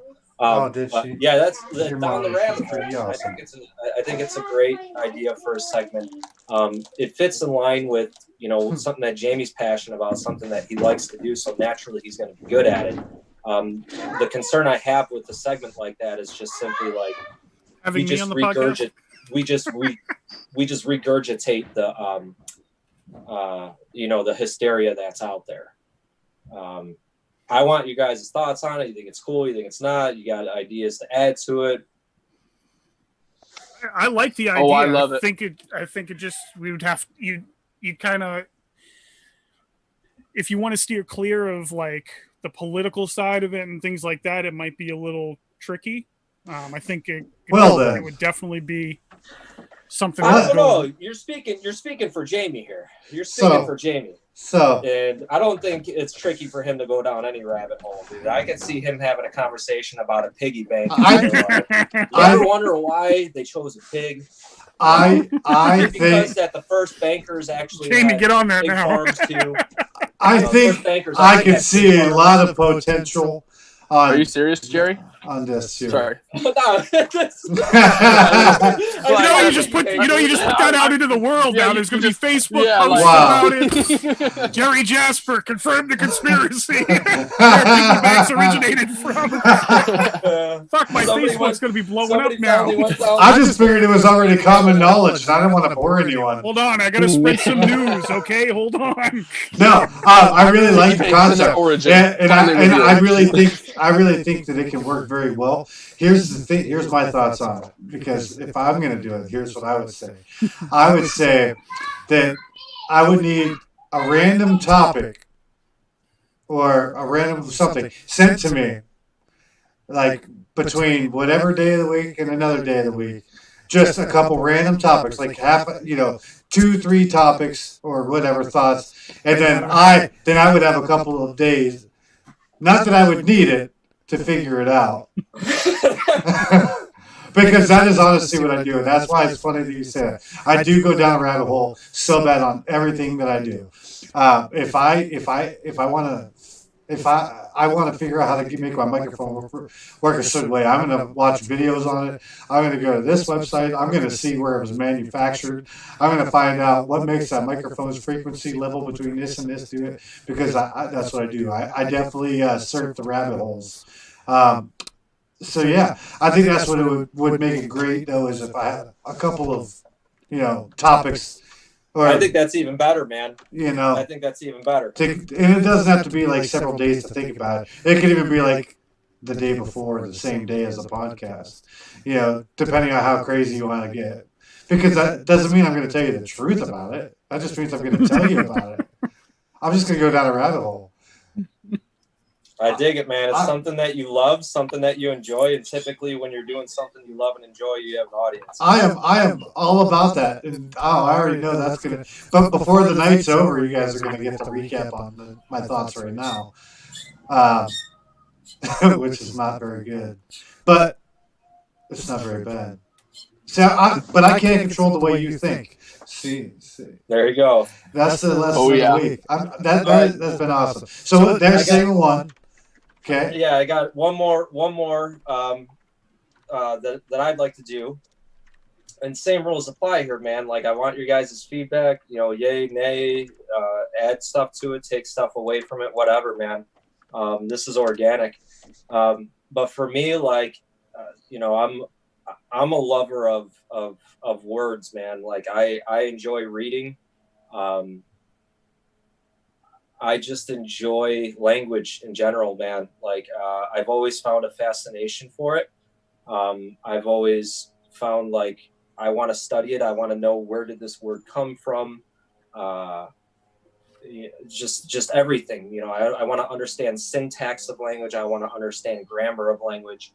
I think most people don't think that way, or, don't want to read a book until 1 a.m. about that type of stuff. So I figure, that's something that makes me unique. So under that, mindset, I always like the commercial, the playoffs. I'm talking about, like, you're talking about playoffs. I find myself having those moments when people use certain words and they think that, you know, it's what they're saying, and you're just like, wait, what? Like what'd you say? Like, I don't think what you're trying to say is actually, you know, what you're saying. Nice. So the title of it I came up with was "What You Say."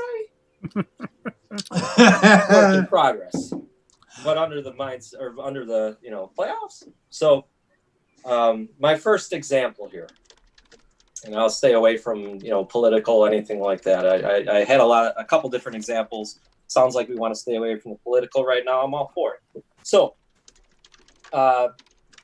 my first management job, retail manager for Circuit City, this is 20 years ago, maybe 21, 22 years ago. I'm, you know, 20 years ago. So I'm 20 years old, 21 years old, something like that. First ever salaried management position. And one of the things that always irritated me was creating the schedule for the labor hours for the workers, you know, because ultimately, you know, this is somebody's life. You know, this is a job, sure, but at the end of the day, this is somebody's fucking life here that I'm responsible for, you know. And I took that responsibility or I took that accountability seriously because I had a mentor who made that important to me. Like, if I didn't understand that concept, he wouldn't allow me to work for him. So when they would come out and they would say, here's optimum scheduling, right? So it always fucking pissed me off, man, because they chose the word optimum. When you guys hear optimum, what do you think? The best possible. Yeah. No, like it's the least amount of energy put in with the highest result. Okay. That's exactly what it means to me in corporate. Well, from all the corporate jobs I've had and every scheduling thing I've had. I could tell you've worked a corporate job because they fucking. That's the thing is that I hate it because that's exactly what it is. And my argument every time I've been in charge of making schedules is that it's, you know, it's easier to schedule somebody on a weekly basis instead of changing it from week to week, is to get people hired that are going to work the same schedule. Give them some kind of stability. I'm talking about from a restaurant standpoint. Yeah. I've never been like an office manager, but go ahead. I'm sorry. No, you're good. You're good. You're actually bringing value for once to what I'm trying to say.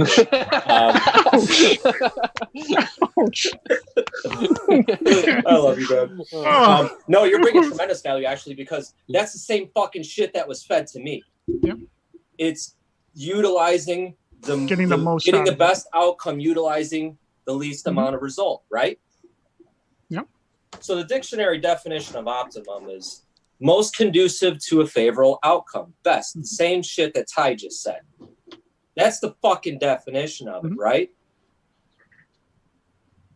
So what is optimum? A schedule that, okay, there's 16 hours. We're going to schedule one person for the first 8 hours and one person for the next 8 hours because that's the optimum schedule, right? Mm-hmm. To TJ's point, you're getting the best result with the least amount of resources. And they told me that, like, this is optimum. And I'm like, my thought of optimum is, okay, so why do we need scheduling in the first place? To serve a customer. Okay, what would be the optimum schedule then? Well, the optimum schedule would mean that the second that we have a customer, there's somebody available for that person, right? Mm-hmm. So an 8-hour shift, if that person's got to take a piss and they're the only one on the floor, that schedule ain't optimum, because guess what? Somebody might walk in the store when that person's taking a piss. Yep. So you can shove that up. You can shove that optimum up your ass. Right. Yeah. What optimum? Optimum? Now you get it. So let me go with that. So there's this guy at work. He's been there for a very, very, very long time. He works 2 full-time jobs cleaning, and he's been doing that for 30, 40 years or so. He's got only a couple of years left, but same scenarios, like the same vibe and everything, but everything you say, he has a tagline that he uses, and I think that you'll appreciate the brilliance in this one. So, prime example, he walks very, very, very slow. because he's just worn out.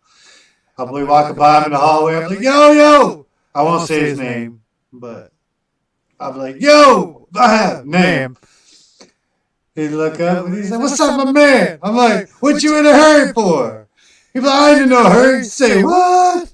So every day we say shit like that, but it becomes, and then he'd like, say what? He's like, I'm ready for that weekend. I'm ready for that weekend too. He's like, yeah, I got me a bottle of that vodka. Say what? Mm-hmm. So that's, say what? Say what? So yeah, the segment is basically me just because as a lover of the written word, and as somebody that just appreciates the power of the written word, when we look at that, like they use the word to have power over my thoughts. Mm-hmm. They said a word optimum. They had their own fucking definition of it that got me to devalue somebody else's life. Because when I make a schedule and it's a shit schedule for this person's life, it's not optimum. Yeah. You know, and the optimum never looked at it from their perspective. So I, like if this is like a whistleblower or whatever the case may be, this is just something that I see this shit happen on a daily basis. People use words that they don't understand the meaning behind it, but the word itself carries a certain weight with it, mm-hmm. which they accept the weight of the word as opposed to what the word actually is. If that makes sense to you guys. That's a really good way to put it, man. I like what you just said right there. That's some heavy thought right there. Seriously. Oh, because a lot of people heavy thinking. A lot of people, like you said, can hear certain words. It's not just about the cues, right? Yeah, optimum. Yeah, optimum. I really like it. Say what? Yeah, like so. That was this is the best. This is the best we can do is have bare bones coverage, like. Well, at McDonald's, we had a schedule on the sheets themselves. They were actually made out, and they had you put in how many, what your budget, your sales were predicted to be for that hour, and then they gave you a chart that said, okay, if you're doing X amount of dollars, you can only have this many people on the schedule. Yeah. So you had to figure out, okay, I need a kitchen person, I need a drive-through person, I need a counter person. If you're scheduled to only be able to have 2 people for the first hour of the day, and this is the reason I ended up leaving McDonald's. Was that I was running the kitchen or the drive-through and the front counter by myself from 5 o'clock to 6 o'clock in the morning. This is back in 90. I'm not even going to say the year because it was a long time ago. Say what? Say what? And didn't you feel? But it makes you feel horrible. Didn't you feel great executing optimum? No, it sucked. I hated it. It was horrible. It was the worst thing in the world. What are you talking about? America. That was optimum. You should have. You literally looked at the thing and you said, okay, I can have this person on from 5 o'clock in the morning till 2 o'clock in the afternoon, and then okay, I'm allowed to have 3 people here, so I can start another shift here, but I can only keep them for 4 hours during the busy time, so they can only get in 4 hours. Dude, when I had to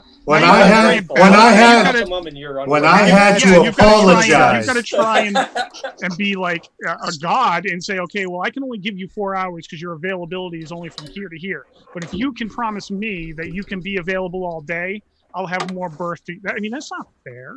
That's not how life should be. You know what I mean? Like, and that's where my idea on permanent schedules is always. I mean, that's been ingrained in my mind because of those days. You know, so your initial response to, and here's the point I'm trying to make, man. Like ties. Oh, it was my response was off of my upbringing. That's how I was. What I experienced was that's what it was supposed to mean to them. That's what I knew exactly where you were going with it because I'm like, boom, first thing that popped in my head is like, well, that's what fucking corporation always says to you. Every corporate job I've ever worked at has always broken it down to an optimal schedule. Mm-hmm. Jamie, I've been going down the rabbit hole, baby. Hey, that's what we do here. That's what we do here. See, and I really appreciate it, and I love it. And that's the beautiful part of doing all of this. The very first segment that we tried to produce from Sprangboro Sessions became its own podcast, which you guys can check out anytime you like. It's called Middle Age Gaming. It's found at facebook.com/middle-aged gaming. That's with a D. Good plug. Thank you. Thank you. But no, I think those are great. I used to listen to the PlayStation, the official PlayStation one, when I was grinding on my PlayStation. That's all I did. When I wasn't playing, I was listening to the podcast from them. And they had like the news you could use segment. They had a couple other ones that they did every day. No matter what the topic was, no matter what the game was, you always had those to be there every time. So yeah, when you listen to those podcasts and things, it does bring back that. It basically gives it a place of home, and no matter what, that's why things are called a home, because no matter what happens inside, things change. No matter what happens outside, things change. But the home itself is always the home. And it's kind of the same thing in mine. I'm glad you brought those up today, because those will be very helpful moving forward. We've been broadcasting on YouTube, which is the first time we've done yet. So I am curious to see how this is going to turn out, just so you guys know. That's been my rabbit hole all, for the last, 5 months or 4 months or something, is figuring out how to do that. I'm glad we moved on from the air conditioner rabbit hole and onto something that doesn't potentially start your place on fire. Correct. And actually, it's a comfortable 78 degrees up here right now. Woo! So it's a sweater, baby. I come prepared. Colder than a penguin's vagina. Yes. Because I listened to my audio from the last podcast, and it was very bad. And I also had to reset my Behringer Air XR18, in case anybody was wondering, best $500 I ever spent in my life, for total pleasure, so to speak. The kind that's been popping up in my feed a lot lately. But yeah, no, the Behringer Air. So I had to completely reset it, because the audio was just so bad. I had to redo the whole thing, and I've been running that dehumidifier pretty solid. So I said to myself today, I'm going to turn all that stuff off. And I even came up here about an hour before we started, even though I was still late. I wanted to point out I was here about an hour early, and I tried to dial the audio in, ran in to eat, and then when I was inside eating meatballs, because, again, the rabbit hole. That's my whole life. So I woke up this morning, and my wife told me she was going shopping. All right, great. So this is my rabbit hole for the day then. So my daughter, she's still sleeping. So I'm outside. I mow the lawn. I do some stuff. I get things done or whatever. And I go to bed. I'm like, screw it. I might as well take a nap. The kid's still asleep. So my daughter comes in. She says, Dad, can you wake up? I'm like, yeah, okay. No problem. I says, I thought you were sleeping in today. She says, well, I can't sleep anymore. After you said goodnight to me last night, I went to bed and I slept all night long. I was like, wow, that's great news, So we go downstairs and I look at her and I'm like, wow, kid, like, you're an awesome kid. She says, I know, Dad. I'm like, well, what you want for breakfast? Because you got to teach kids confidence too. It's okay to know some things you're great at. We as people are kind of made to feel bad when we are great at some things, people, because they're called haters.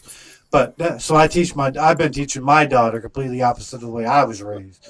I teach her it's okay to be confident in yourself at times.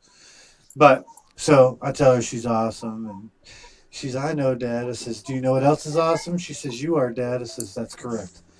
And then I'm like, well, what do you want for breakfast? So I go to get her waffles. I'm looking in the freezer, and I see this bag, and it says meatballs. I'm like, those are the ones from GFS that I got a couple weeks ago. Hell yeah. So I'm like, all right, well, maybe I can have the wife cook them. I'm like, wife ain't gonna want to cook shit for me tonight. I might as well just man up and do it. So I break out the crock pot. I pour the meatballs in. I go to get the sauce. I read the sauce. I'm like, is this shit expired? I don't even know, because it don't matter, whatever. I don't even care for once. So I pour it in there. I make the dinner. And, the whole point of that is I made meatballs for dinner that I got to enjoy, which made me late to the podcast because I was looking for waffles for my daughter. And then my mind went down the rabbit hole when I saw the meatballs. Then I had to then make them for dinner. But then it led me down another spiral of events to get the right sauce, to get the right consistency, to have to do the math. So if we're going to eat at such and such time, and this thing only has low and hot, what settings do I need to be on? You know what else is hot? Me. So then that brings me back to the sauce. So this is what my whole day has been going down, is a rabbit hole. So I'm glad you brought that up. I can do that. I just need a topic. Or I can, BYOT, bring your own topic. Makes no difference. I love it, dude. Hell yeah. I think it's a great idea because I came up with it.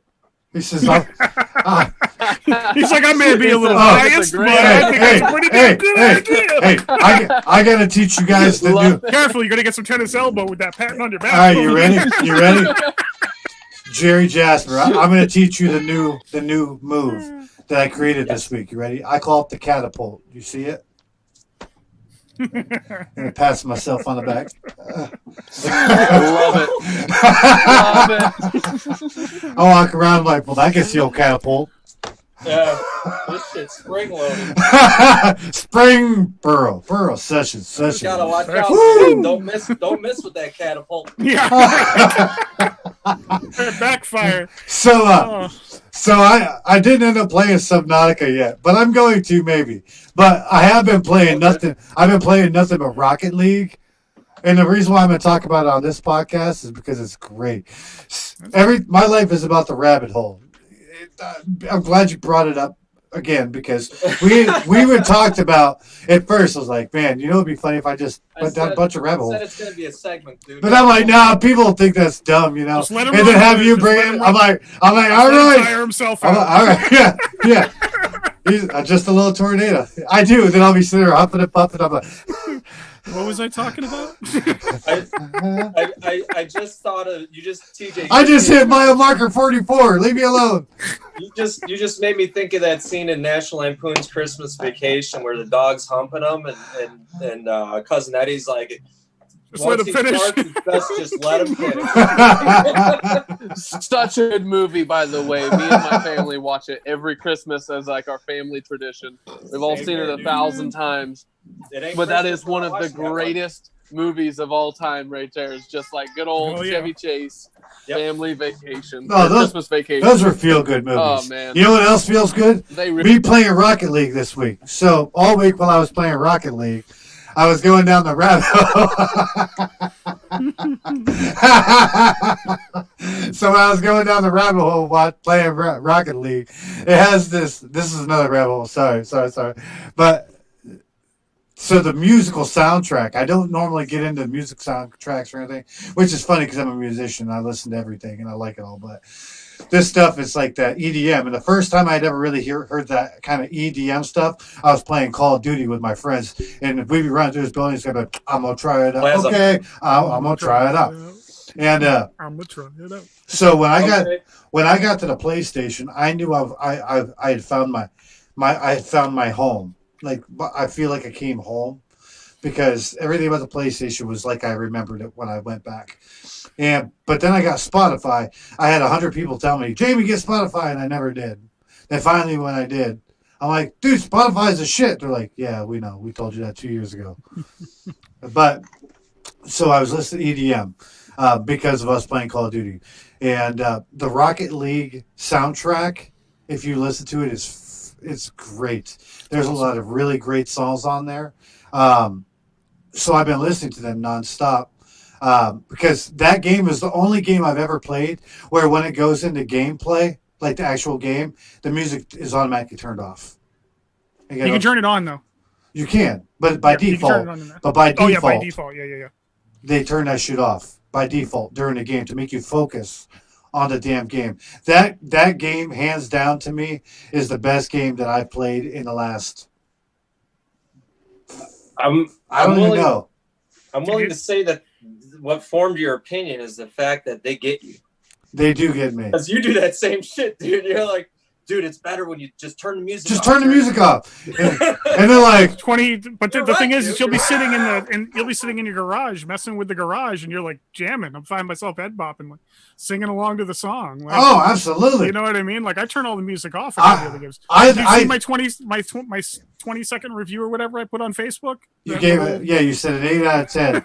It was hard to understand what you were saying. You had to slide that Peter away from your mouth first. But anyway, no. Actually, you're going to bring that up on the mag, right?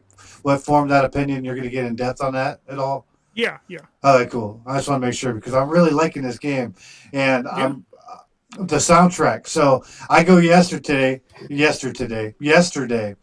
the first time in weeks to the Dollar General. I haven't been there in weeks because we talked about it, and I made myself aware that I had a problem of going there. I'm just fucking kidding. They were shut down for renovations. So I finally go back there, and they've redid it. Do we have the best Dollar General in our little town now than any Dollar General I've ever been in? Hands down. It's so up to date. It's so nice. The feeling's good. It's very professional. Go ahead. What's up? No, I was gonna say, do you guys have one of those like the salad and fresh produce sections put into one of your Dollar Generals? Because we just got one of those up in the local town. Dude, that is a different level that we are not on yet. Dude, we have like pre-made salads. And I don't know if I'd want pre-made salad from the Dollar General. Dude, no. Perfect review right here. You get like. Dude, that's got to be like a buffet, man. It's really good. And then the rest of them, like you go to like take the first bite and you're like, this is kind of off. And then you like spin the salad and you're like, oh, that's because the whole bottom layer has become goo. And it is now like green. Yeah, like I'm not trying to hate on them, but they definitely need to step back from the salad game. All the other fresh stuff, you can keep that. Like they got tons of fresh fruit. You know, me being a father with multiple children that are still really young and teething. That fruit is awesome because, you hand the kid a banana or whatever and they just go to town on it. But, like that's sorry. Go ahead. Keep going with No, that's awesome. That's awesome. So we have the second best Dollar General. Just knocked his review down. I give it an 8 out of 10 now. But, so I'm driving. Say what? So I'm driving back from the Dollar General. Next thing I know, I'm just driving, and I've been listening to that EDM. There's certain bands, and I'll forward you guys the whole playlist. Yeah, dude, it's great. But it's funny because I told everyone I was like, I can't listen to that stuff when I drive. She's like, why? I says, because I was in the zone. I was in the zone. I didn't even realize I was halfway home. I was probably going like 35 miles an hour in a 45. I was just doom, doom, doom, doom, ba ba doom, doom, doom, ba ba doom, doom. I'm like, all right, and then boom, boom, boom. I'm like driving. I'm like, all right, I'm feeling this. And then he goes, say it now. I'm like, all right, cool. Say it now. I'm like, all right, that's cool. So it's perfect for me because there's so much chaos going on in that shit that it speaks volumes to me. I can grab a hold of all that shit at one time and I can lay back like it's a bunch of pedals in a bed. Like I'm home, I am free, I am like American Beauty style. That's the first thing that came to my mind. And that's why I like Rocket League because that game is so fast or slow. It is very complicated or it's very simple. It is whatever you honestly want to turn it into. My daughter and I were split screening that game. My wife and I were split screening that game. I haven't split screen games with my daughter and my wife in so long because I'm very selfish or I feel like it hinders the gameplay. Whatever. Again, me being myself and thinking of only myself, things I'm working on.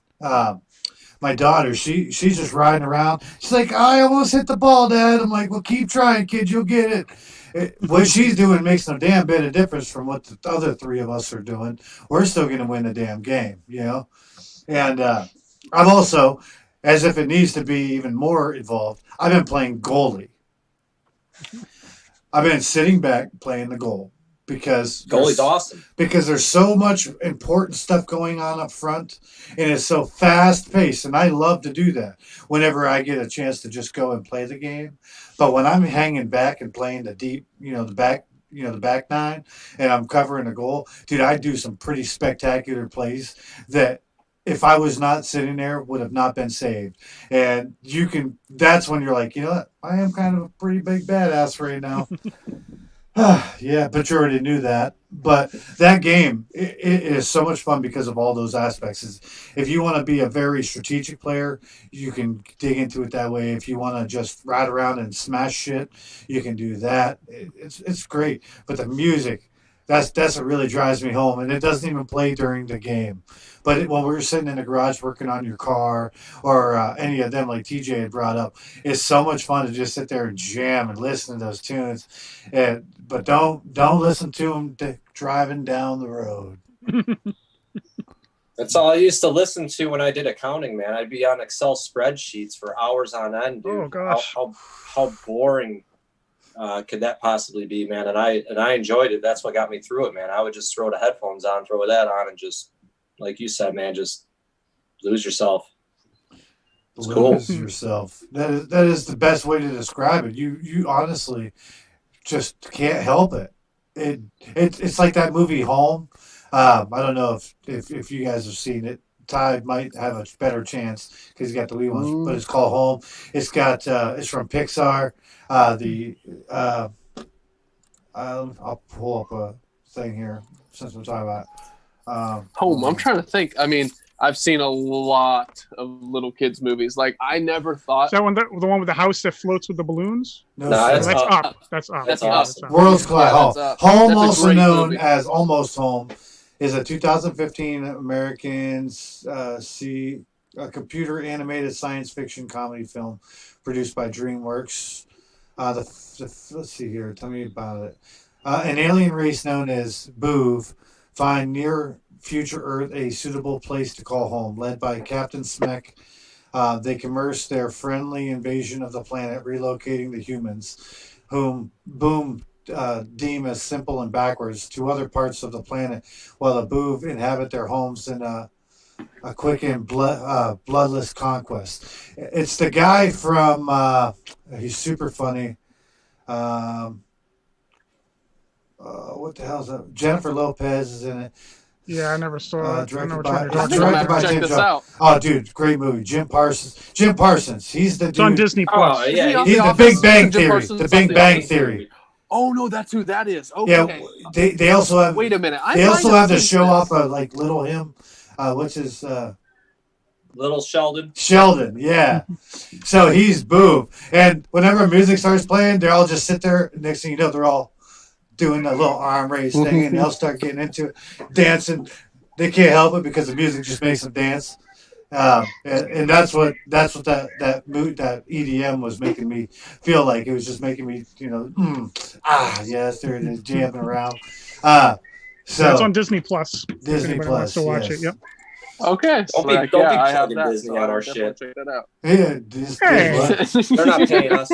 That's right. They're not paying us. But if they were, we wouldn't be opposed to it. Yeah, like if you want to throw us a couple bucks this way. First one's always free, okay? Disney, you listening?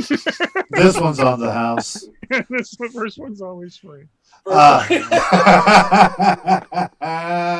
Drug dealer economics right there, baby. Just give them a little taste. Hey, by the way, I want to make a mention. Yes, sir. I was in my nice chair like Jerry Jasper over there, but I have been since downgraded and ran out of my own room to where I'm sitting in my son's Paw Patrol chair in the playroom, because that is the only slightly quiet place in the house right now. Wow. So, slight mention of that. Well, listen. We appreciate we understand. We understand that you know your role. I have the same role at my house. I told the wife that I'm heading out to the studio. She's like, clubhouse. I'm like, studio? Clubhouse? All right, whatever. Like, I'm done talking with you, lady, right now. Treehouse? Yeah. Treehouse? I need to be focusing myself. I think that's what I'm going to try to do over the next week or so, or here in the upcoming weeks. Because, Jamie, I made a mention of it earlier, but you know how in the last couple podcasts we were talking about all the big cuts that are going on up the college. Right. Yeah, you said that at the end of the month, man. Yeah, 10 of us.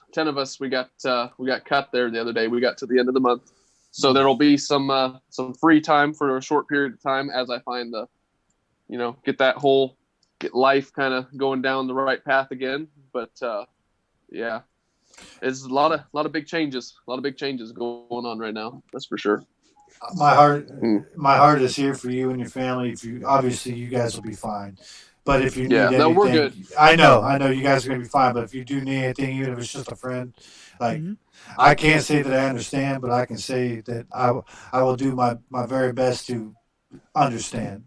I'll take care of the understanding part, Jamie. I changed. I went from retail. I talked about it when you were gone, but you guys got more in depth. Yes, sir. I was in retail for years. And when I went to the hospital, I also had enough of the retail. Like you guys were talking about, saying of how it's the most optimal. Everything was micromanaged and everything. When I had to apologize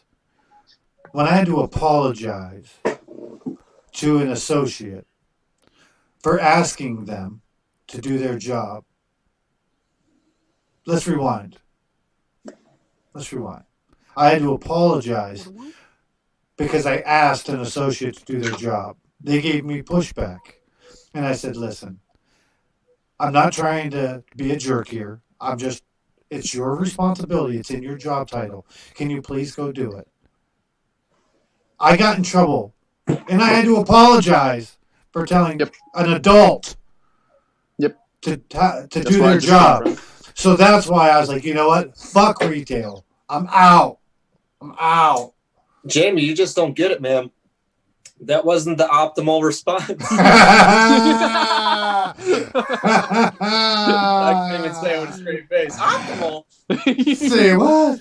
Yeah, what? See, I couldn't do it, man. So I was so scared because I was, let's see, 32, 33 with a family, a house of my own, driving to work like 45 minutes away. Like I had all that on my shoulders. So I can say that I do understand, but I do not understand the fine detail. But again, I am here for you if you need anything. After you didn't send me another snap that day, I gathered that, but I didn't want to poke the bear. I figured I'd let it be on your terms. But a welder does a dare shit in the woods? Exactly. But I also know, dude, you'd be a great welder. You have the right patience, because you have more patience than most people I've ever met.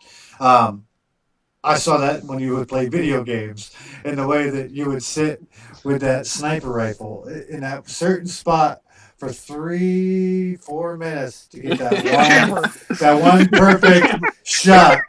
All the other 10 kills before that didn't mean shit. It was only that one where the two heads lined up at the same time, and then you got to shoot them both at the same time. That was the moment that mattered. So because of that stuff there is why I know you would be good at welding. Appreciate it, buddy. Appreciate it. That's and we know welders make bank, especially depending on which welding you get into. Might be a $5 an hour raise from where I'm currently at. Starting. But I also need need 2-3 months of schooling. Yeah, the starting's what's great. I'm not super good with math. I'm not going to sit there and lie about that. And in order to be a pipe fitter, which the starting pay is like $25 to $27 an hour for a pipe fitter, and that kid that I work with is a pipe fitter because he's good at math and stuff like that, and he's very confident in all that. So his starting pay, with an additional 4 to 8 weeks of class or something like that, was $27 an hour for taking the pipe fitting thing, and that's something I want to work towards, and I'm probably going to be working towards here over the next few months. Is trying to maybe spruce up some of those skills. My goal was to hopefully take a couple classes up to college this year and get my math skills up to par, but that's not an option now. So I'm just going to do it on my own. Dude, there's Are probably your trade schools open around you? Are your trade schools open? And that is some other thing that I have yet to even figure out. But because mine aren't around here. About in the fall. But there's got to be enough information on YouTube or websites and forums. Oh, yeah. Dude, just go down the rabbit hole. Like, yes, get the certifications how you have to, because you do have to have the certain certifications just to prove it. But for everything else, man, you're gonna be at the right place to get all that education. And you know where the best place clearly is going to be is in that fucking Paw Patrol chair where you can focus, where you can focus and you can go down that rabbit hole. It's like that. And you know, as funny as it is, I'm dead fucking serious. Yeah, you are 100% right. You are 100% right, brother. And if there's something you can't find any information on, let me know. I'm pretty good at finding that kind of stuff. Because again, I'm a professional rabbit hole racer, surfer, whatever. It's like rabbit hole spelunker. It's like it's like sending the dogs out, man. Like it's like setting a fish down in the water. Out, man. Send the dogs out. It's like sending a fish in water and saying, "Oh, look, he can swim." He can. Oh, I love it. Oh, shitballs. Yeah, that's my life is all about doing that kind of stuff, though. So in any way, I truly can't help. If you want some extra research on that stuff, let me know, man. I'd gladly help. Past that, it's going to be a great week. We're in Erie County. There's still yellow county. Pennsylvania is concerned that Erie is in the middle of a outbreak rise. I live in Crawford County, down the road, so we have salons open, restaurants are starting to open, doing the outdoor seating stuff. And the reason why I'm bringing this all up here, and I'm not, even though we've talked about it, is because I play music. So I'm going to be going back to playing music here pretty soon, I'm sure. Because Ohio is pretty much opened up. And it would be very weird for me to play a show wearing a mask. But then I would just know how Slipknot and several other bands feel. It might not be a bad thing, you know? Like, that's the thing that I've learned through this whole pandemic is all that shit that was so wrong and so bad and such a pain in the ass to do. I'm like, fuck, that ain't so bad. I'm doing it every day now. Hey man, I gotta say something to all these people that are complaining about wearing a mask. Y'all, I guess you guys weren't WWF fans, man. Exactly. Those people that wear masks, they were running around like crazy doing fucking crazy shit, dude. Kane, come on now, dude. You think he could breathe in that? Yeah, put yourself in someone else. Think of an actual astronaut, or somebody. Think about just an insulation worker. Somebody who puts in insulation. I had to wear a mask when I did insulation. Yeah. You know what I mean? You wear N95 masks all the time. There's so many workers that use it. Too. Yeah, you wear them all the time, and they're fine, and they're not dying of CO2 inhalation. My buddy, he is bullshit. He owns an auto body shop. He sprays cars all day long. This dude has to flush his nose, his whole sinus cavities every day, over and over. Y'all just chill for just like 2 seconds while I show my buddies this mask right here. This was mine from when I was doing insulation right here. Mm-hmm. You know, there you go. The real fancy deal. Stuff on here. I'm retreating real quick. Hey, he's fighting them off like the but there's people in that movie Home. Dude, watch that movie Home. I'm telling you, Ty, you guys will love it. They got this. We're gonna watch it for sure. He's got this stick, and he calls it. So it's been a while since I watched it, but he's basically calling it. Like, you remember back in the day how they grandparents used to make like damn it dolls, where it's like that little doll that had like the yarn hair on top and it just said damn it. And anytime you get mad, you're supposed to slam it off the table and call it damn it. Like damn it. Smack this damn it doll off. Aggressive, man. Well, maybe I just got some interesting grandparents and parents. I can also say that's probably accountable. But you know what? I think I was my grandparents' damn it doll. I'm listening. I have my own version of Damn It Doll, dude. It was called Public Enemy, man. You got to get it out. You listen to some heavy shit, dude. Yeah, they like those places those buildings that they have established that they fill it with all this glass stuff and different things, and you pay these people to go in there and just smash all this shit for like had like probably 10, 15 minutes, maybe an hour or so. You just go into a room. Like people, there's businesses out there that do that because you get it out of you. You mean they've created a business model off of a Limp Bizkit song? Oh, yeah, dude. Look, it's outstanding. Yeah. That's awesome. For sure. Research it. Right. There's videos on YouTube. It's brilliant. Just centered around stuff like that. Fred Durst is so proud that he couldn't ask for a more optimal effect of a song than that. Say what? But yeah, in that movie Home, he smacks these dudes like whenever they go to talk. He calls it the shusher. The shusher. The shusher. This movie is sounding more and more. So he hits him in the head. So he hits him in the head with those for me. So he hits him in the head with a shusher. Like the whole movie is just like those kind of jokes. It's so funny, so cute, and the fact is that Sheldon, his voice, the whole. Oh, dude, it's hilarious. Yeah, I think it's a feel-good movie that you might enjoy. I've watched it with my daughter several times. Like that's all she wanted to watch for a while, which was fine by me. Because movies like that, you always, as an adult, you go back and you watch them movies, or if the new ones are making and you're watching it, you learn so much more about real life and about looking outside the box by watching these children's movies and things. Like in Moana, there is so many life lessons that go on for that movie for children. But as an adult, you're like, yeah, that's deep. Okay. All right. Wow, that's a real good interpretation of that. I see what they did there. So it's funny. Minimum of 2 times a day that movie has played on my TV. Moana? So just a heads up. Yeah, Moana is one of the favorites for the kids. Well, you know what? Sure. What does Moana always turn into the sing-along for you guys? Same thing as it does for us here. I'll walk through, my daughter will say something. I'm like, "You're welcome for being such an awesome dad. You're welcome." Yeah. See, like I turn it on, turn the movie on for the kids, and you're like, "You're welcome." Always like with my son teaching my kids, please and thank you and all that stuff. I'll always we'll joke because we watch that movie so much, exactly like what you just did. We'll be like, thank you, and I'll be like, you're welcome.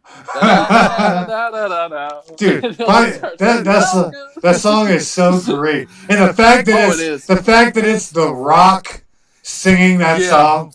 It makes it all the better. If you guys haven't checked that out, you definitely should. Oh, yeah. Have you seen him singing it to his daughter, who doesn't quite yet know that it's her dad? Oh, no. Yeah, that's a good she still doesn't believe that it's him. Heartwarming. Oh, yeah, it's doesn't believe he's trying to prove that it's himself. Yeah. Oh, gosh, that's so funny. That's not you. Oh, that's like, do you remember Pathfinder? I saw a video of Pathfinder from Apex Legends, the actual voiceover character. He would go into like game matches and he'd be playing and streaming them, and he'd be talking like Pathfinder, like himself. And the people, when they would realize it was him, they would just like, they'd freak out because he'd say so much more. Because it's the real Pathfinder saying the voice. Yeah, the voiceover. You're welcome. It's awesome. That's awesome. Well, I know you guys probably got to get going. I know I should probably get close to wrapping it up for myself. Got a long week, but it's going to be a great week. Super excited about just seeing what all is going to come up, seeing positive changes for myself. You guys really made me open my perspective on a few things, and that's why we do this, to grow as individuals, to grow as a unit, and to just maybe have people see there's a different side of things. And I'm thankful that we've been doing this, and we just hit the 12th episode, guys. Wow. Oh yeah, dude. That's awesome. The next one's going to be Baker's Dozen, and then it's just going to be a something we do every time. With that, I of course would love to say what I like to say. Stay safe, stay healthy. Try and stay focused, because if you don't try and stay focused, you're not going to get it. You're not going to put in the effort for nothing. Hey, before we do the sign off, I just want to give a shout out to anybody that's struggling right now, man. Give you some hope. 2 days ago was 6 months of no alcohol for me. It's the longest time of my entire life that I've gone without alcohol. Man. So, congratulations, brother. That's awesome. Yeah. For those that struggle, there's hope. I get it. Seek help. And you're not alone, man. So You keep up the fight, man. Yeah, utilize the resources you have. We have a Facebook page that we constantly are posting to, and we're constantly trying to get people to get on there and just say things. Get on there. Tell us if you need something. Like if you just want to say, hey guys, just get on there. We're gonna try and interact and say hello back. As much as we can. If you guys feel like you're struggling with something, you just want to vent it out, vent it on there, man. We're all here for each other. We're all human. And I know nobody would have a problem doing that. We're all different people. We're all come from different walks of life. Yeah, no judgment here.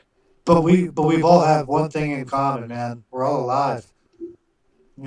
Absolutely. If anything, that's what we have right now. So with that, stay safe, stay healthy, stay focused, stay happy to the best of your abilities, and don't be afraid to just live your life. Deuces.